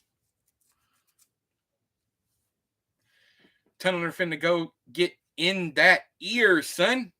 Oh, neck. Never mind. I love how they tag team him at the end. I love it. No, stop. Why? He was trying to kill y'all. Okay, that was creepy. The close-up of Blade. This is really disturbing. I love it so much.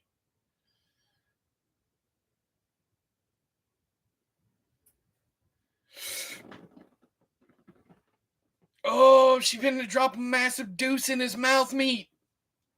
Oh, you've had way too much fiber, sister. No. Oh, get out. It's like that scene in Gravity's Rainbow. He said, stop. Boom, boom, boom, boom.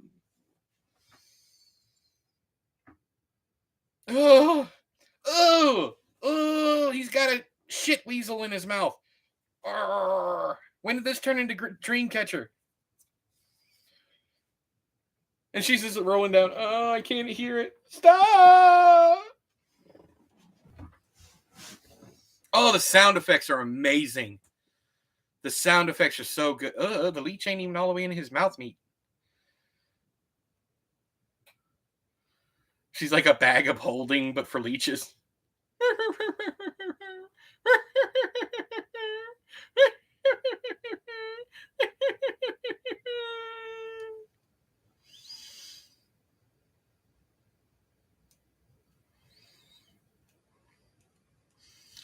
Ugh.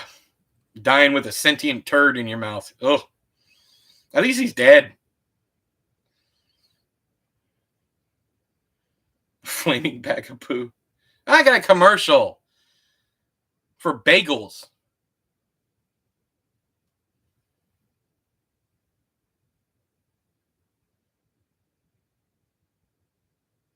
I don't know how I always fall behind on stream. She responded to 10-minute-old comment. I'm sorry, Derek. I got one for Advil. I have no one. Almonds. They're full of vitamin E and antioxidants. It's like 2B nose. Yeah. Ooh, Roku. Droids. Anti-shake. 4K 30 FPS. 30? Nobody cares about some 30 FPS.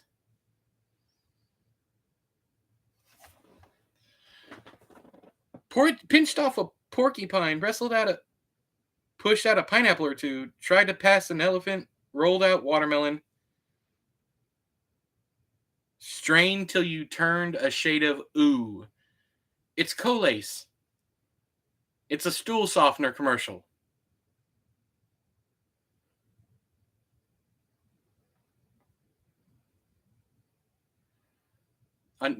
For a number 2 that's easy to do. That is a real commercial.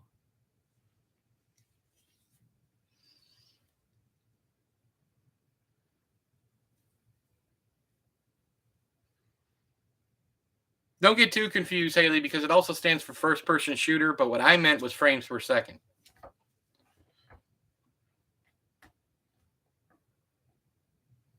We need our stools hard or they break when we sit on them. Haley, you ought to be ashamed of yourself. Just go to Taco Bell like a regular person.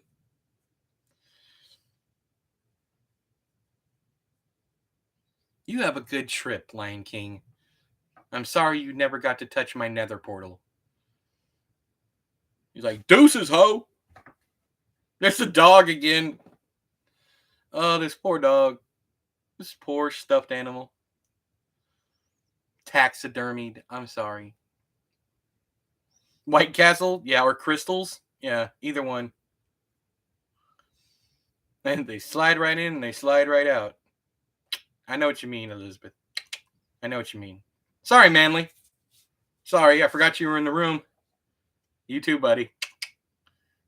Slide right in, slide right out. You too, buddy. That dog suddenly is alive. It might. Woof.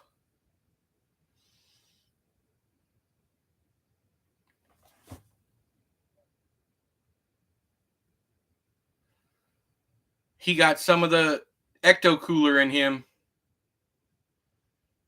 That is an ugly dog. I love him so much. Alex Whitaker is Paul Lamont was Alex. Okay. Puppet Master 2 starting in 12 seconds. I don't think so. I have all that stuff on Blu-ray. All right. All right. So that was Puppet Master.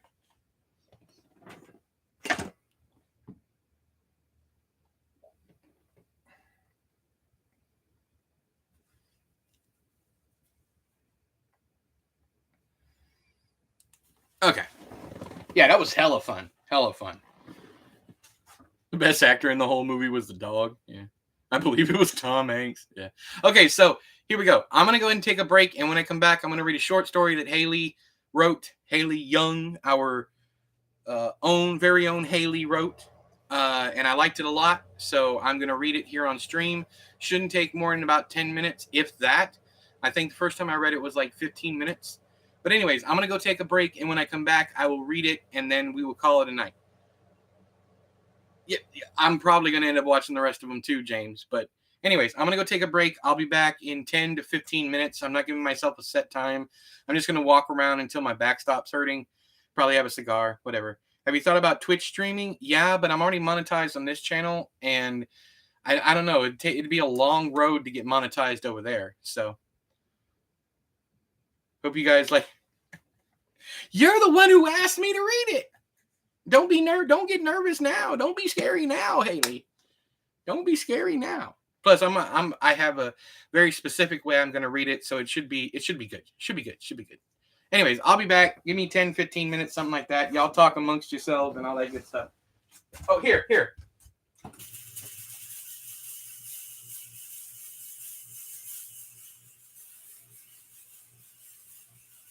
It looks like I'm farting.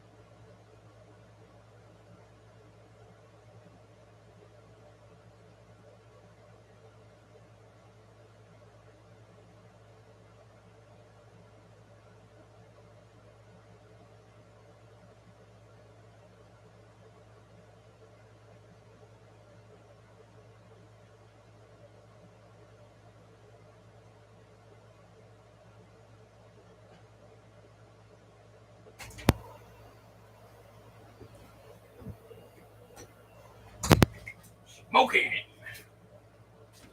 Here I come to save the day. Not really. How y'all doing?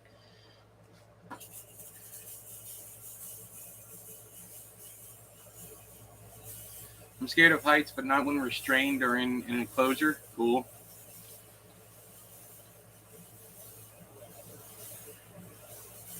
All right. Thank you, Haley. I'm not going to go back and read y'all's conversation. I ain't got time. I got stories to read. All right.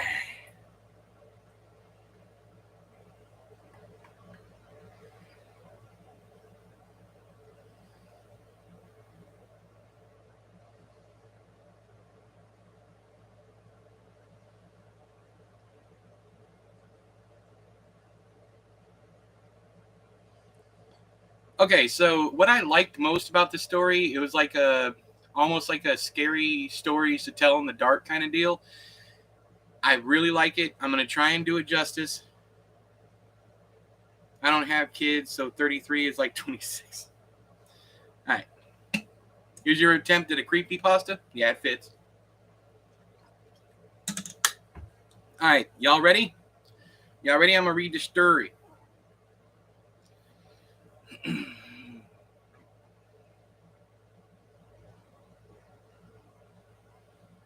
Manly too. He's a kid. Yeah.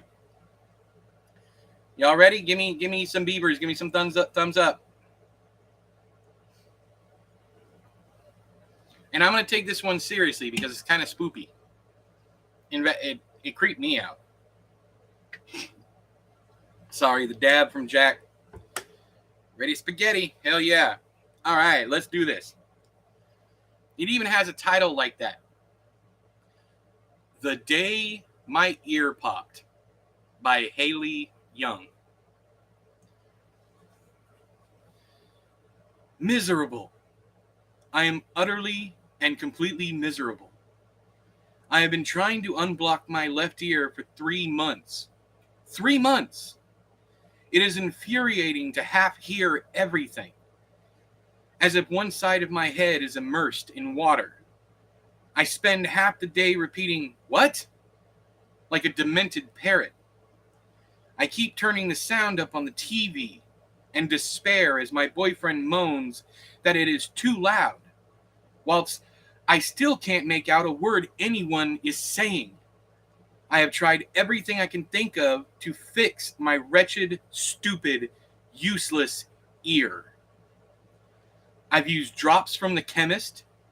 I carefully measured out the correct dosage and tipped sideways as the magical ointment trickled down inside my ear canal. Nothing happened. If anything, my blasted ear felt more blocked than before. I've used my head steamer, pushing my face uncomfortably into the tiny, barely face-sized gap of the steam emitting contraption. Sweat dripping from my beetroot face, and as I willed my ear to pop. Literally asking it, "Please, ear, please pop." It didn't pop.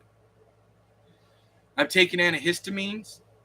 I've had my doctor peer into my ear with his little torch and declare there is nothing wrong, but there is something wrong, and it is driving me mad. I'm desperate now. I'll try anything to fix this. I don't believe in God or the devil, so I can't go selling my soul for a working left ear to a deity or demon that doesn't exist, but I would if I could. I have my eyebrow tweezers inside my ear, and I am scraping at the raw flesh and pulling at potential hairs or lumps of wax or perhaps even the rotting carcass of a beetle that crawled into the cozy space and got stuck. The burrowing metal slides deeper and deeper down, and I find a lump, something soft and squishy. I tug at it. It doesn't hurt. I pull a little harder. Something gives and it begins to move. Frantically, I pull at the unknown mass. I can feel it sliding upwards as I pull at it. This is it. I am buzzing with anticipation. Just a few more tugs, and this thing can be out of my ear, and my ear won't be blocked anymore. With one last jolt, I pull, and a pinkish gray worm emerges inside my tweezers. It is unmoving and clearly not alive. It looks disgusting. I keep pulling at it in horror. It gets longer and longer. It is covered in mucus and looks like uncooked mince. With a loud, my ear suddenly clears. I smile, then grin in delight as sound pours in finally. I keep pulling at the worm. Maybe it is a tapeworm or something that got trapped in my head?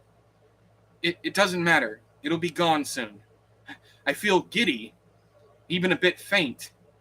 Yet I keep on tugging and pulling that long gray worm from out of my ear. With every inch exposed, my ear feels delightfully freer. Sound gushes in. I can hear the fridge downstairs. I can hear next door's children arguing about a game. I can hear the postman plodding down the street. Millions of little sounds that I never thought I would be able to hear, even with my ear unblocked, now sang inside my head. I was so happy, I cried. Then I begin to hear other things. Strange things. I hear the voice of an old school teacher, Mrs. Chapman. It makes me jump. It is as if she's standing right next to me and talking into my ear. "What are you doing?"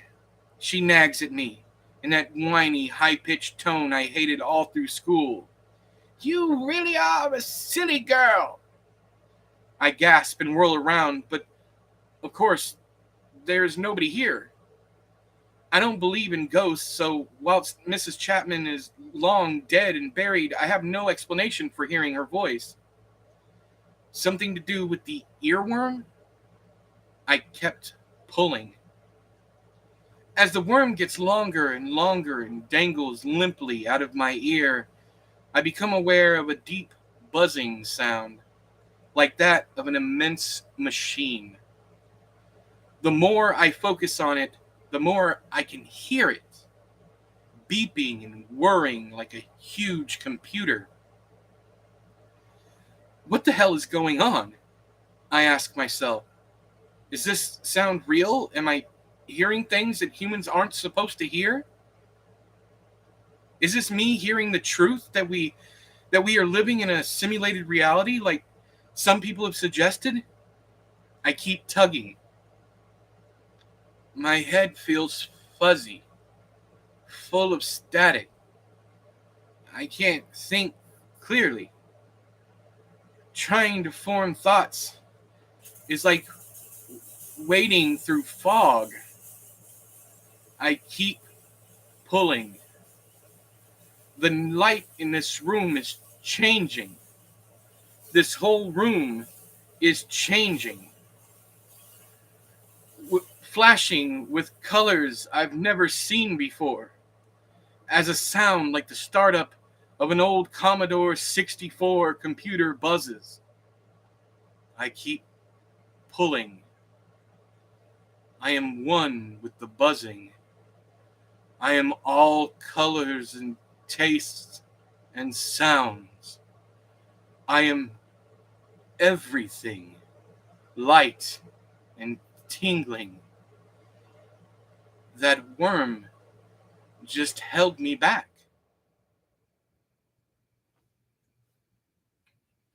The Daily Post, 4/5/2020. Condolences pour in for family of bizarre suicide. The peace was shattered in the quiet little village of Wallasey today as the police and an ambulance crew responded to an anonymous 999 call at approximately 8 a.m. this morning, pleading that someone was screaming and screeching like they were being murdered. The call is believed to have been made by one of the neighbors, but that person is not wanting to be officially known. Upon arriving at the address of the alleged screaming, the police found the place utterly quiet, but neighbors surrounding the house were staring out of their windows looking utterly terrified. Having knocked several times to no response, the police kicked the door in and searched the house.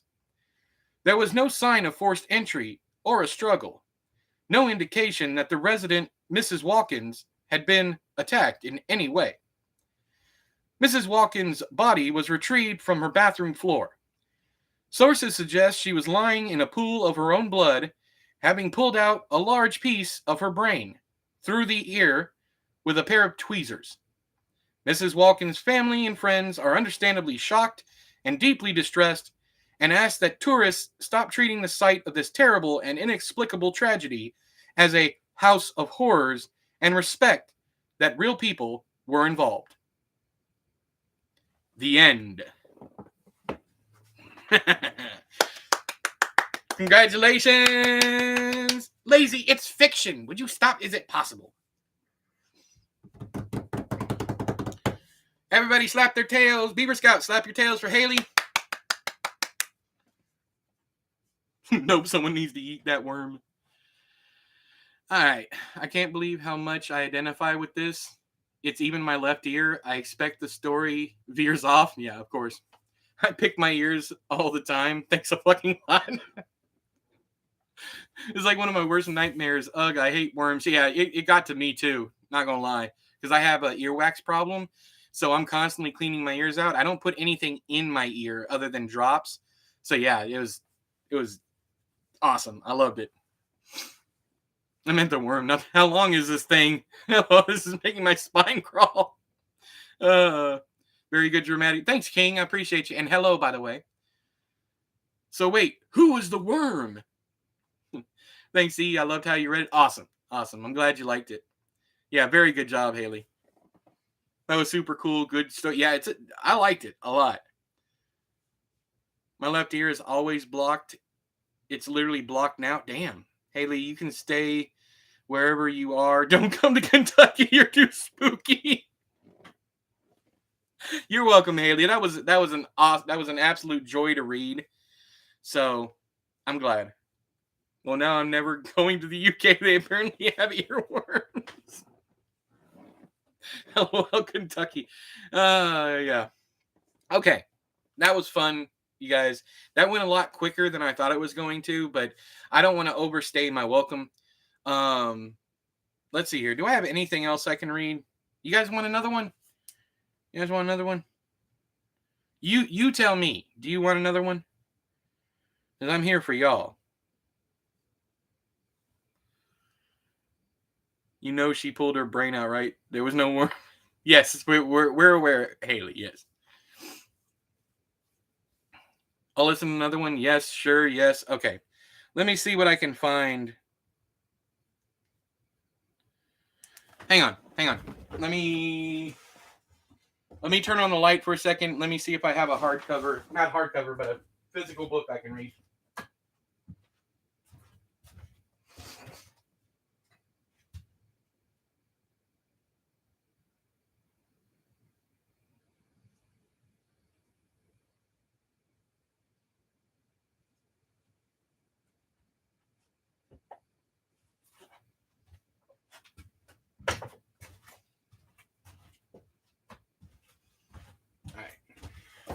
So, I have an old copy of What the Dark Brings.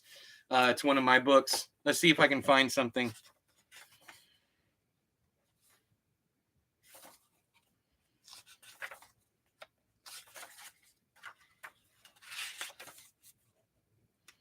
Trying to find something super short.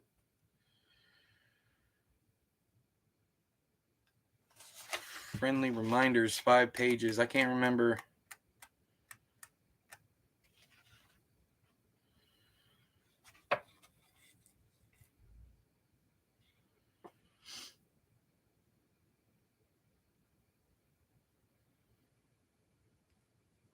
What the dark brings is 5 pages.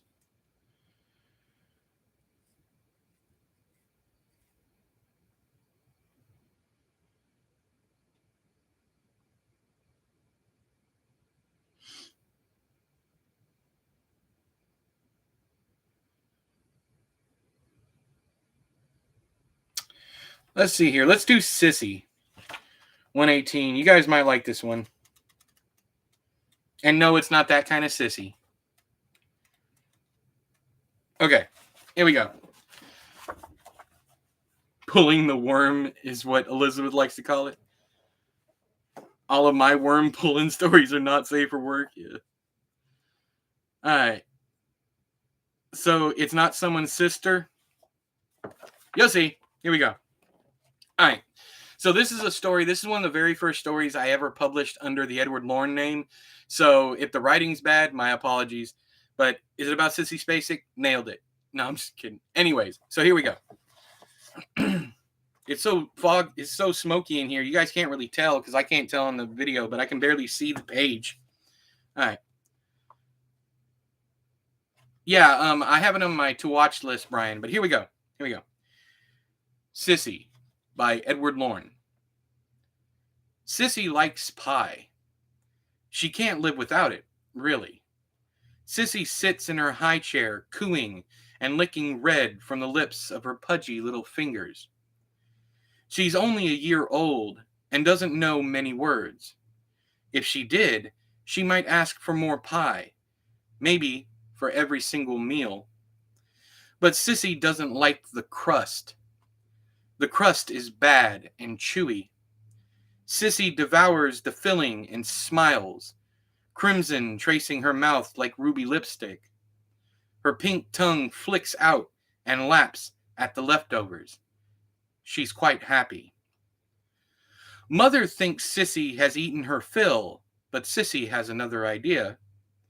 When Mother reaches in to clean her fat cheeks, Sissy bites Mother, just so, right on the tip of her finger, and it bleeds something horrible. Mother is at the sink, running cold water over her wound. The 2 puncture wounds seep pink as the blood dilutes. Mother doesn't look back at Sissy. She knows Sissy enjoyed the taste of her. Father left a long time ago. The men on the other side of the cameras let him leave. He couldn't stand the sight of Sissy and said she looked too wrong. She was born with those teeth, and babies aren't supposed to be born with teeth. Sissy is trying to get out of her high chair, but the duct tape holds. Her screams are not pleasant, but the look in her eyes is. Like a roller coaster rider, she looks thrilled, but terrified. Sissy caterwauls, then hisses, and Mother has no choice but to look back, because Sissy sounds too close. The tape did hold, but the high chair is on its side, and Sissy's chubby arms are pulling her across the kitchen floor. Her nails are catching tile, and she's making progress. Mother forgets about the holes in her finger, and red dribbles to the floor. She takes a step back, not knowing what else to do. She trembles. Sissy makes it to the drops of blood on the tile. She cocks her head sideways, like a cow chewing its cud. Her tongue snaps from her mouth and laps at the blood. Mother sees the recognition in Sissy's eyes. Mother knows that Sissy has realized that the same stuff that's in her pie is also inside Mother. Sissy's claws find the duct tape weak. She's become so very smart since she started eating pie. Mother knew this was bound to happen. There are far too many memories hidden away under the crust. Sissy frees herself of her bonds, and Mother runs away. Even though she knows it's pointless, she still tries to flee. She knows the doors are locked. She understands that the people watching the camera in the ceiling are not going to help, because Sissy is one of a kind, and Sissy likes pie. Mother bangs on the door, pleading to be let out. Then the metal slat slides open, and another pie flops out onto the floor. This pie is still throbbing. Help! Mother screams. She wails because she can hear Sissy coming, with her talons clicking on the tile, and her cooing hurts Mother's ears. Mother backs into a corner and cowers, waiting. She watches Sissy eat the new pie. She cries and cannot stop until Sissy finishes the pie. The look in Sissy's eyes tells Mother that her finger tasted better and fresher. The pie is left alone, forgotten. Mother wraps her arms around her shins and begs for it to be over. Sissy is coming, and Sissy looks hungry. Sissy doesn't like pie anymore. She can live without it. Mother, on the other hand, Sissy finds delicious. Boom! Brains. Only the pie crust for me.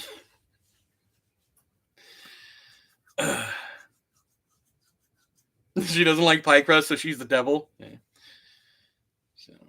So here's okay. So what is the crust in the story? Y'all have any guesses?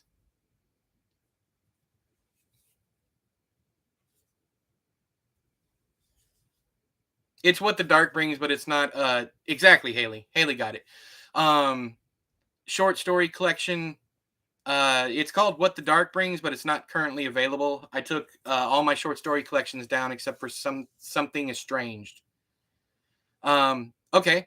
So if skin is the crust, what's pie? I love doing this.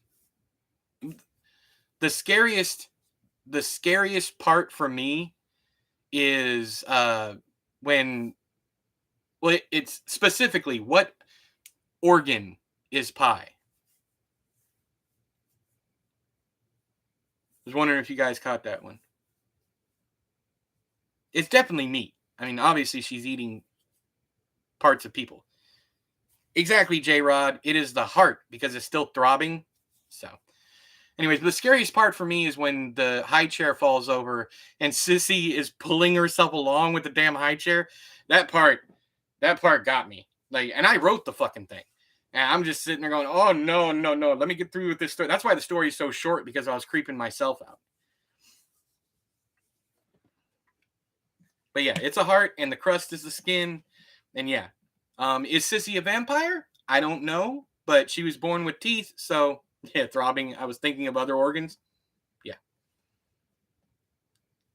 The image of the chubby baby coming is so cool. Yeah, I really like that story. It's one of my favorites that I've ever written, but I mean, I've moved on from that kind of story a long time ago, so I like that you didn't specify what she was. I try not to. I try to keep things creepy as hell. There's another one I have called The Kissing Booth that's just as vague. I like to give enough to a reader so they can figure out what things are, and just let them form the horror in their mind.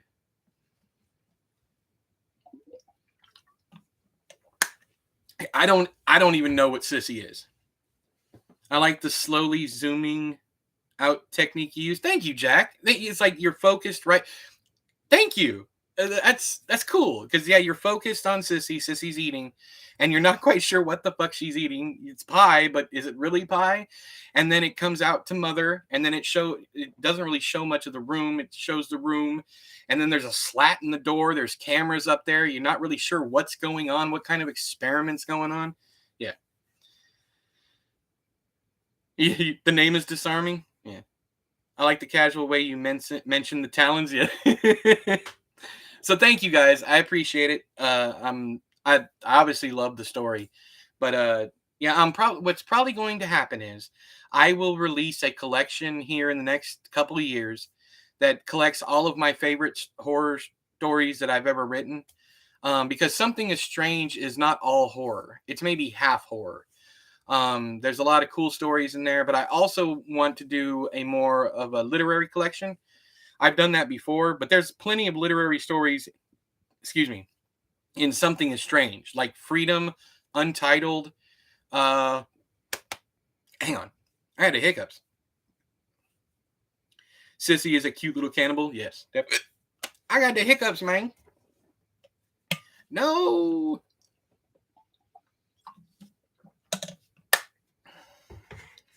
Cute little cannibal. Yeah, I ended up reading 2 cannibal books back to back. I had no intention of doing so, but I ended up doing it anyways. You'll find out next week. But I got the hiccups. Hang on.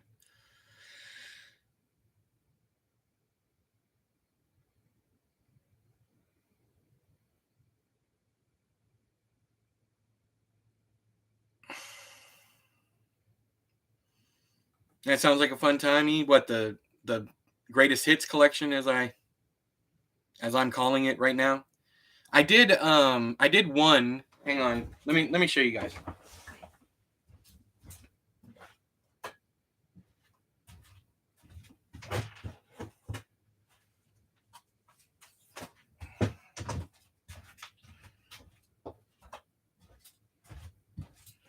Okay, so this is There Were Other Versions of Us. It's a limited edition, and it's me. Basically, it's greatest hits, but it's only available in limited edition, and it's already sold out. But this is a collection of all of my favorite stories, and why it's called There Were Other Versions of Us is 2 reasons. There Were Other Versions of Us is a new story that I put in here. And it's also on YouTube if you want to listen to the audiobook. Horror Babble did the audiobook version of it. It's fantastic. I love it. Highly recommended. But anyways, I rewrote many of the stories that I had published before. So literally there's different versions of these stories. Thank you. Yeah, that's Keelan Patrick Burke did the artwork, but I did all the font work. And on the back also. All right, these are the end papers. I did an unboxing of this, but I'll show you guys anyway. The end papers. Thank you, Elizabeth. This is my painting. Right here, this painting is called Herb. And that's the signature page. And Herb is actually in one of the stories in here. I used a white ink marker to sign these. So, but I would run to that cover across the store. Awesome. Thank you. All right, so here, let me read the author's note. The following collection is in order, mostly, of publication and includes stories previously published in my collections 3 After, What the Dark Brings, and Others and Oddities, as well as offerings from various anthologies I've been lucky, parentheses, or unlucky enough to be included in. And all those stories are in here about why I felt unlucky to be included with them. Not all stories are previously published, though. You'll have to wade farther in for unseen waters. The old stories are either personal favorites or fan favorites. Each story includes a note at the end concerning its inspiration and publication history. If you're not into that, feel free to skip them. None of it is need-to-know information. The original editor of the previously published stories did a fair to middling job, but ended up missing loads of errors and shit writing. While embarrassing, I chalk it up to living and learning. Most of the stories you read in this greatest hits project will have been newly rewritten and or edited, hence the title, There Were Other Versions of Us. I thought the title worked as a reference to one of the titles on offer in this collection, and the fact that none of these stories are the same as they once were. The same could be said of me as an author. I'm not the same writer who wrote these early stories, but I'll go into the whys and hows of that in the afterword at the end of each tale. Some of these stories are entirely different monsters, and while I love their origins, I may not have always loved their quality. I hope to fix that here. That being said, I'm not saying these are perfect, only better. At least I think so. Many thanks to everyone who's ever supported my work. This one's for y'all. It's pronounced Herb. Herb. Herb. Not herb. Herb. Herb is the person's name. Herb is the herb. Thank you. Thank you. Yeah. Okay, so selections from What the Dark Brings, A Purchase of Titanic Proportions, about a this is a true story. Someone made a chessboard out of pieces of the Titanic, and I wanted to know what that would be like if the Titanic tragedy haunted the chessboard. So someone ends up winning it at an auction. They take it home and find out it's haunted. The Land of Her, What the Dark Brings, Smitten, The Attraction, Sissy, of course, is in here, and World's Greatest Dad, which is probably my best story I've ever written. Selections from Others and Oddities, No Such Thing, Cinderblock, The Morning Dew, Full Moon Over Cedar Hill, which is my werewolf story, and Trailer. Halloween selections, we have The Scare Rose, The Scare Rose instead of Scarecrows, Rose because it's in a cornfield. Anyways, Hallow-We'N. So instead of Halloween, Hallow-We'N. And then Last Stop. New selections and one rare reprint. There were other versions of us, Out of Sight, Out of Mind, A Drawer Full of Pretty, A Sound That Haunts, Something Else, Give Him to Us, Popsicle, which is a fan favorite from a couple years back. People absolutely love that story. It's about skateboarding. And then Fairy Lights, a novella that was published through Dark Fuse, and Dark Fuse went under the month that my book was published. They went bankrupt. I never saw a penny after my advance. But I might...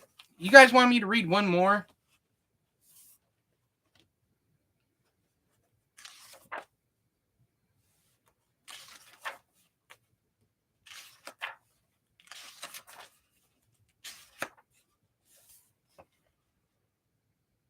One more? All right, let's do... I want to, or else I wouldn't be asking. Honestly, if I ever ask you guys if you want to do something, it's because I want to. So, okay, all right. So this one, I really like this one because this was my attempt at writing something like Lovecraft, but without anything Lovecraftian in it. As far as it's another one of those stories. You'll see, but I wanted to write it from the point of view of either a person or a group of people that had not been tainted by society or didn't have any... You'll see by the way it's written, but it's written this way specifically for that reason. So if it feels repetitive or whatever, that's intentional. All right. Something Else by Edward Lorn. When he came by sea. And when he came, it was always before noon, so that if your mother had called you for lunch, you'd know that today he would not come. But when he came with fish or something else. Something else was always more popular with Sully and me. My good friend, his name was Sully. Sully and I, every morning at the park, would eat our breakfast out of bags our mothers had stuffed with boiled chicken eggs and fried bread. On the beach, we would watch our fathers take out their boats. Before dinner, when the sun went purple on the water, our fathers would row back in, hulls full or hulls empty, and Sully and I would help our fathers carry in the day's catch. If the gods were good, we'd eat the day's catch. If the gods were indifferent, we'd make bait for the next day. If the gods were angered, we listened to our stomachs sing us to sleep. When he came like a lady's finger carving through the waves. On hot days, the fingernail would become a banana. On days when the ocean was tossing and greedy for souls, the boat, it came like a fig riding a field of wheat in the wind. On this day, the boat came with the man standing in the middle, as if he were a mast without a sail. His arms were out, and in each fist he carried a something else. Today's something else was long and snaky and twitchy and colored green with pink stomachs. Its flesh reminded me of looking inside the mouth of a cleaned oyster, one that had its sand removed and its meat eaten. He held one in each hand, and Suli was terrified of the snaky, twitchy something else. He covered his eyes with his tanned hands and wailed into rough palms, for we were children only in age. When Suli dropped his hands, my friend, his eyes were bleeding. Suli spent 3 days inside Budra's hut. When 3 days had passed, Suli said hello to the sun, and the sun yelled back. Budra kept Suli another 4 days, and on this, the 7th day, Suli said hello to the sun, and the sun whispered, and Suli was allowed to go home. He slept with conch shells on his eyes, and 13 moons passed before Suli greeted the sun and did not fear what the sun said in return. All this time, this fortnight take away one, the man and his boat and his gifts, they did not come. I feared the worst, that Suli's bleeding eyes had scared the man away for good. Never during this time did I think about why Suli's eyes had bled and mine had not. On the 19th day, the man, he came.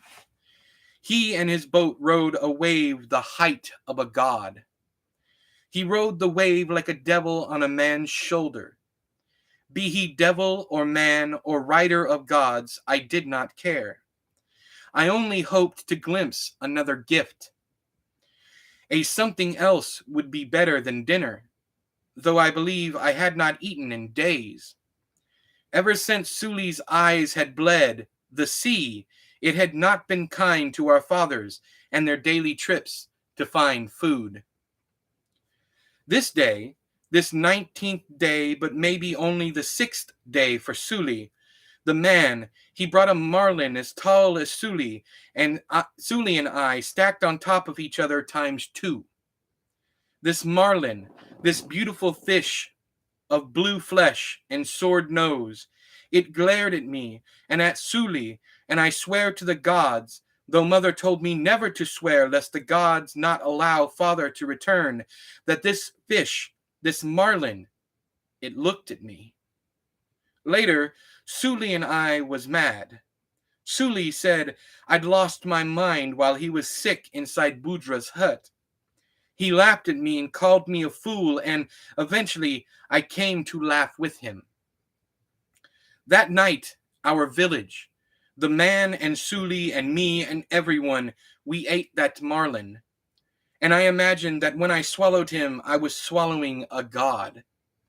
When he was digesting in my belly and fueling my arms and legs and lungs, I swam for 2 hours nonstop and caught a mackerel with my teeth. Suli said I lied. He said I found the mackerel dead on the beach and that I stuck it between my teeth before revealing myself to our mothers and fathers with my mouth full of stinky fish. My father clapped me on the back. He was proud, and I was happy, and I was not a liar. Suli, maybe he was the liar. Maybe that's why the gods had caused his eyes to bleed and not mine when he had seen the man's green and pink something else, perhaps. The next day, the man, he left, but he returned the very next day with a something else. This something else was gold and purple and had 2 heads and 9 tails. It had no arms or legs, but it had a beak. This beak, it chomped at my fingers when I reached to touch it to make sure it was dead. The beak snapped at the air and I screamed. Sully laughed at me and I punched him in the chest. Then, like always, the man, he left with the something else, and for a time, Sully and I did not see him. Several days passed, but I could not say how many, for it was my time to visit Budra's hut. So it was that, on the day before I lost days, the man, he came. Sully and I, we were seated on the sand, playing jangle cup and tossing stones in a bowl of clay, when the man, he came over the water like a floundering child who has yet learned to swim. The boat rocked and swayed and bucked like a mad and leaping gazelle, an animal I had only seen once when Father took me over the hill to the place beyond, the land where he sometimes traded fish for items used to catch fish. Sully's father once told Sully this was called the circle of life, this trading, but I just called it stupid. If we didn't fish so much, we wouldn't need all the stuff used to fish. Sully said that trading wasn't stupid. I was stupid. If our fathers did not fish, what would we eat? He punched my shoulder and called me stupid one last time before leaving me alone on the beach. Remember, though, that it had been Sully's eyes which had bled. Now, who was stupid? So on this day, the last day before I lost several days, the man, he came and brought with him a something else. The boat clunked ashore, and the man, he fell off and out of the boat. He landed on the sand and thrashed as if he were a fish that had been grounded. He flopped with his arms at his sides, and red froth like bloody sea foam bubbled from the corners of his mouth. Sully screamed for help, but I was a man of action. Not a liar, but a man who reacted. A man who went for help. Not a man who went for help, but a man who was help. I dropped to my knees beside the thrashing man in the sand, and I rolled him, this flopping man, onto his back, for he'd been like a fish, tossing itself around on its side as if the very action would turn air to water and that he would once again be able to breathe. But this man, he did not breathe. The man, he had come for the last time. For this man, he was dead. You could see in his eyes that his eyes had seen their last. Burned into his retina was death's face. As I kneeled gazing into the man's dead eyes, I saw his shirt, this dead man's shirt, flutter. The movement was quick, there and gone, but it had been there. The longer I watched, the more I saw this dead man's shirt move. It had my attention. In the far away, beyond where I knelt in the sand beside the dead man who had given Sully and I gifts and views of something else's, I heard Sully shrieking and calling for help. It was then I felt like a man. I knew that a man would not be frightened by the thing or things moving under the dead man's shirt, so I reached down with the bravery of a man and lifted the man's shirt. All I knew next was darkness. It was many days, many lost days, before I awoke inside Budra's hut. The air was heavy and hot, and I had a bandage moist with blood and something yellow wrapped around my chest. I tried to peel the cloth bandage from my chest, and some flesh came with it. The bandage had become a scab.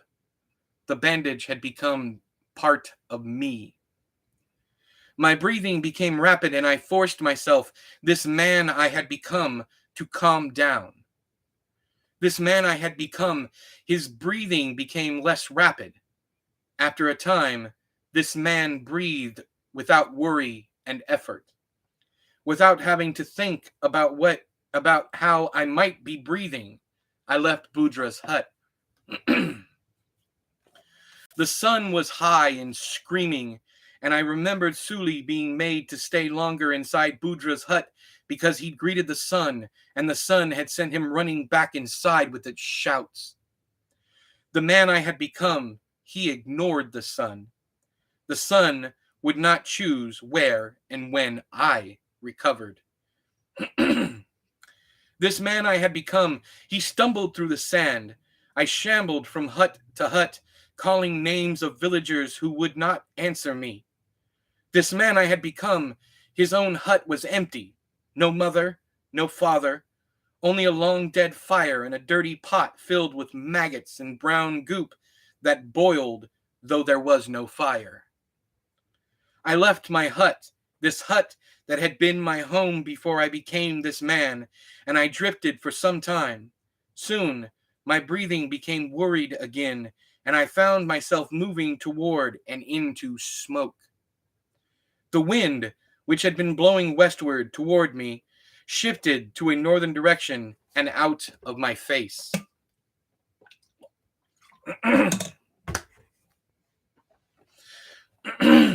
Ahead, on this beach where I had been born and fed at my mother's breast and raised on fish and shell and rainwater and taught to fish but not yet allowed to go out fishing, stood a pyre as tall as Suli and I on top of one another 20 times. The flames were shaped like people and smelled of the hairless beast father sometimes brought from the traders over the hill. My stomach wished for a piece of whatever was cooking, but my mind said that my stomach was a fool. This food, it was not food. This food, it was a part of me. Parts of me I had lost while I slept. A figure like the shape of the burning shapes in the pyre knelt in the sand by the lapping waves. The frothing sea reached out and caressed the man's knees. I moved through the heated sand to where this other man, he knelt in the foam. This man I had become, he came around and took his first good look at this man. This man knelt in the sand. Skeletal arms, white as bone, reached from the man's chest with seeking claws. But these seeking claws, their fingernails, they were not white. They were black, thick and black and sharp, with tips gleaming deadly in the sun. These seeking claws, they reached for me, but I ran. I ran back the way I had come, screaming like Suli and not like this man I had become.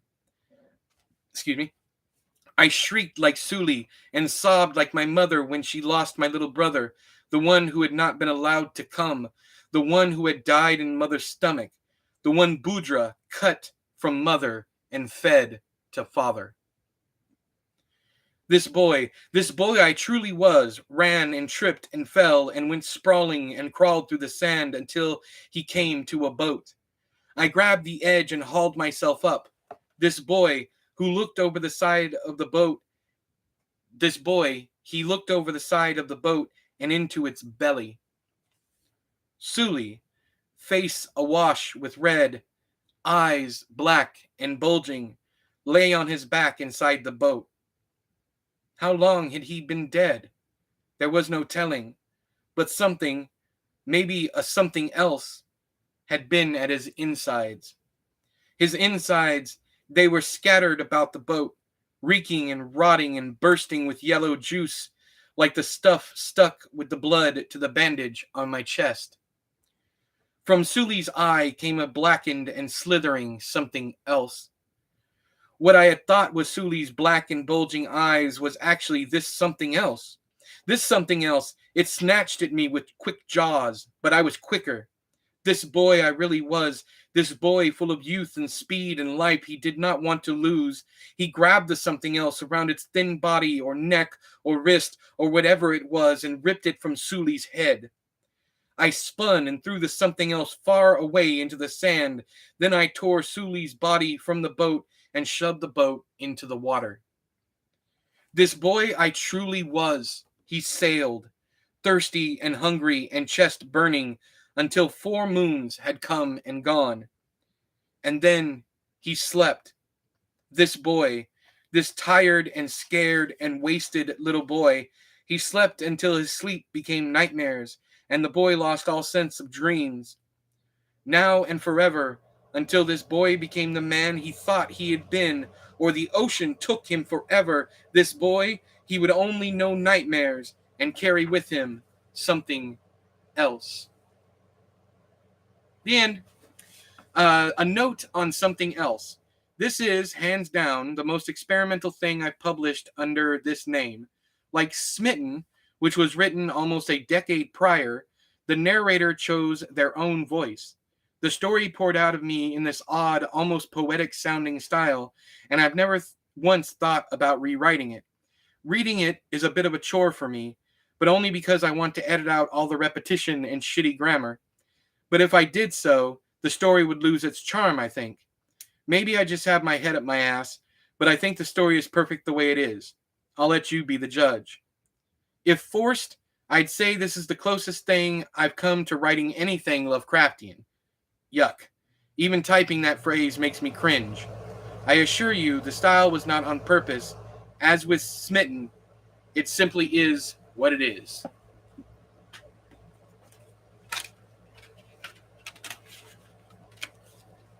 Thanks, everybody. You should consider doing audiobooks. The problem with that is every time I sit down to record myself, I'm a stuttering mess. I guess it's because I'm comfortable around you guys, so maybe I should record myself recording audiobooks? I don't know. You've got a fire going on YouTube? That's awesome. We still, well, never mind, Tony. That was ages ago when you asked that. Suli seems like you're friends. Hang on. All right. Put the thing back where it came from, or so help me. Don't eat it! I have an irrational fear of mouths on things I can't see, like an octopus. Yeah.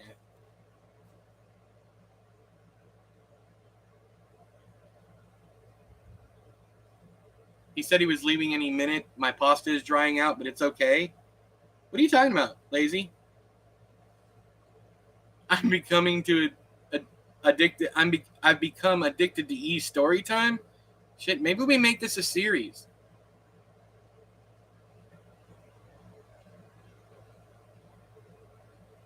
That was great. Thank you, Brian. It is perfect for reading aloud. I thought so too. That's why I chose to read it. I like repetition in story. There's a tension in it. I wanted a certain cadence, a certain flow. So it's like this boy I had become, or this man I thought I was. That was important to me. The narrator in my head spoke like that. And so I was like, okay, whatever. I would love for you to read 50. I can't read 50 Shades of Grey. I will get copyright strike and taken off YouTube. Haunting? Thank you. I liked it. It was atmospheric. Thank you, Elizabeth. That's what I was going for. That story is so fascinating. Thank you. I'm down for a story time series. I'm thinking of calling it Store-E Time. So I put my dinner in the toaster oven like an hour ago. And it's not done? Is that what you were saying? That's a good idea. Cool. Ebb and flow like the ocean. Exactly, yeah. A series would be awesome. Cryptids? Oh, yeah. I got a lot of cryptid stuff. It's nothing that you know of, though. Not like a Sasquatch or Loch Ness or anything like that. I make up my own monsters. It reminds me of way life is slower paced in beach communities. That's cool. I never considered that. If you check to see if the toaster oven is plugged in. All right, so next week we'll do Trailer, because Trailer is a cryptid story. Let's see here.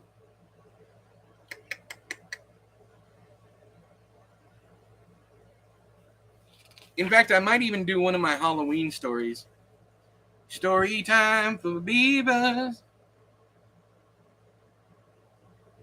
Yeah, I'm almost done. Yeah, I'm about to go. Story Beaver time. Let me go put this back. And then we'll say our goodbyes.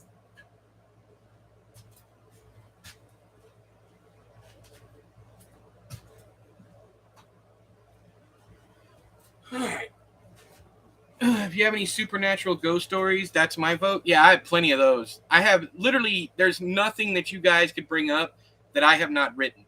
That's why at this point in my career, I am just writing whatever the hell I want to, whatever pops into my mind. I've literally written every single thing. The only problem, Brian, with the Halloween ones they're novelettes.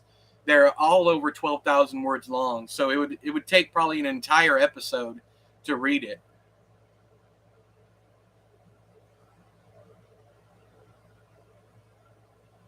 Oh no. Okay, Boggle. Well, I hope everything sorts itself out. Have a good night. I have something like that, Manly. But it's a leprechaun. So, a ghost story western, I got something like that, yes. It's called Hangman.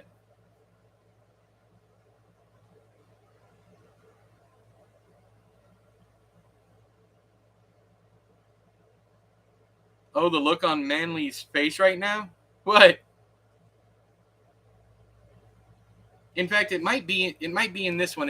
It might also, well, I tried. It might also be hang on, let me see here. Literary Sweets, A Friendly Reminder, The Monitor, The Southbound 666. I love that title and that story. Nothing is out there to get you. Up on a Rooftop, A Purchase of Titanic Proportions, The Land of Her, What the Dark Brings, That Thing About a Picture in 1,000 Words, Smitten, Machinations, He Who Laughs Last, The Attraction, He's Got Issues. He's Got Issues is like an ode to Gremlins. Sissy, Holes, The Kissing Booth, Come to Jesus Meeting, and then I have an excerpt from 3 After, my first collection. It only had 3. I was trying to go for, half past midnight, that kind of thing. So I did 3 After, and it has 3 stories: An Affair to Remember, Snuggles, and World's Greatest Dad. I don't think I have a copy of Others and Oddities, but that leprechaun butt story is in that one. A murder mystery from the golden retriever's point of view. No, but I have a cat one. Hey, Sheba, how you doing? I'm doing fantastic. How are you doing? You would love to hear Cruelty? That book is 600 pages long, Tony. He's got issue. That's how I love titles that have more than one meaning. So He's Got Issues is about a hoarder who collects magazines, issues. He's also a hoarder, so he has issues, but also his house is infested with little monsters. So He Has Issues has 3 different meanings.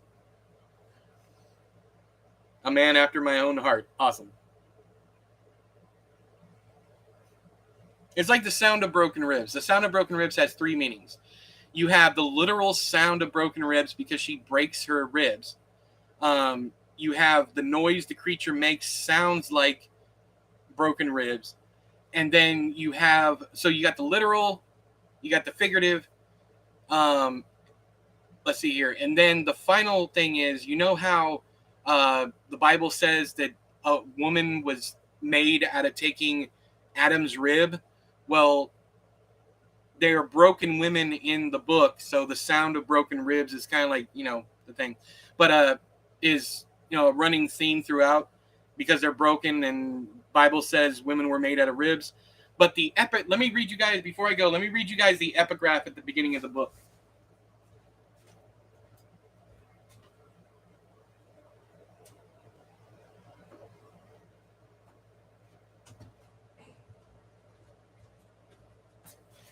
Okay.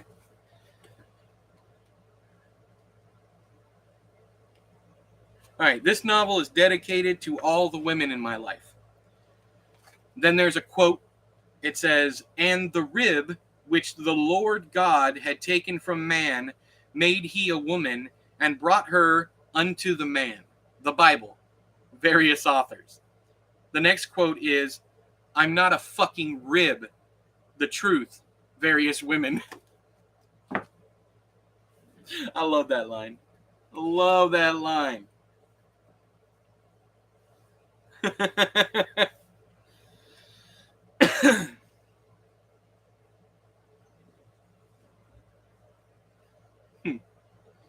I really like that book. It's probably my second favorite out of all my books, The Sound of Broken Ribs. Really had fun. All right, so we're 3 hours and 1 minute in here. Thank you guys so much for wanting to hear me read. Thank you to Haley for sharing her story. Please send me any stories you'd like me to read in the future. That goes for anyone else also. Just try to keep it kind of short, maybe 3 pages, no longer than like 2,000 words, that kind of thing. What if they were made out of a McRib? I'd eat them. I eat them anyway, so, but never mind. Probably off topic, but could you recommend any on-the-road type horror stories?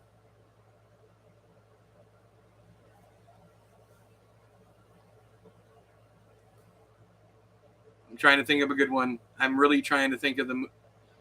Yeah, y'all help Shiva out, because Dead End movie...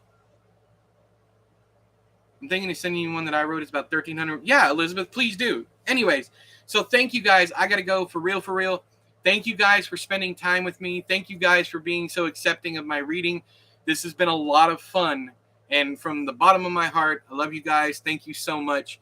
I'm not sure that I'll ever do audiobooks, but reading to my friends, reading to people is one of my favorite hobbies. I love reading to my wife, my kids.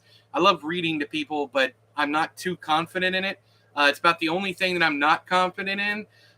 So thank you for allowing me to do that for you. And thank you to Haley for the story. Thanks for all the kind words about the stories.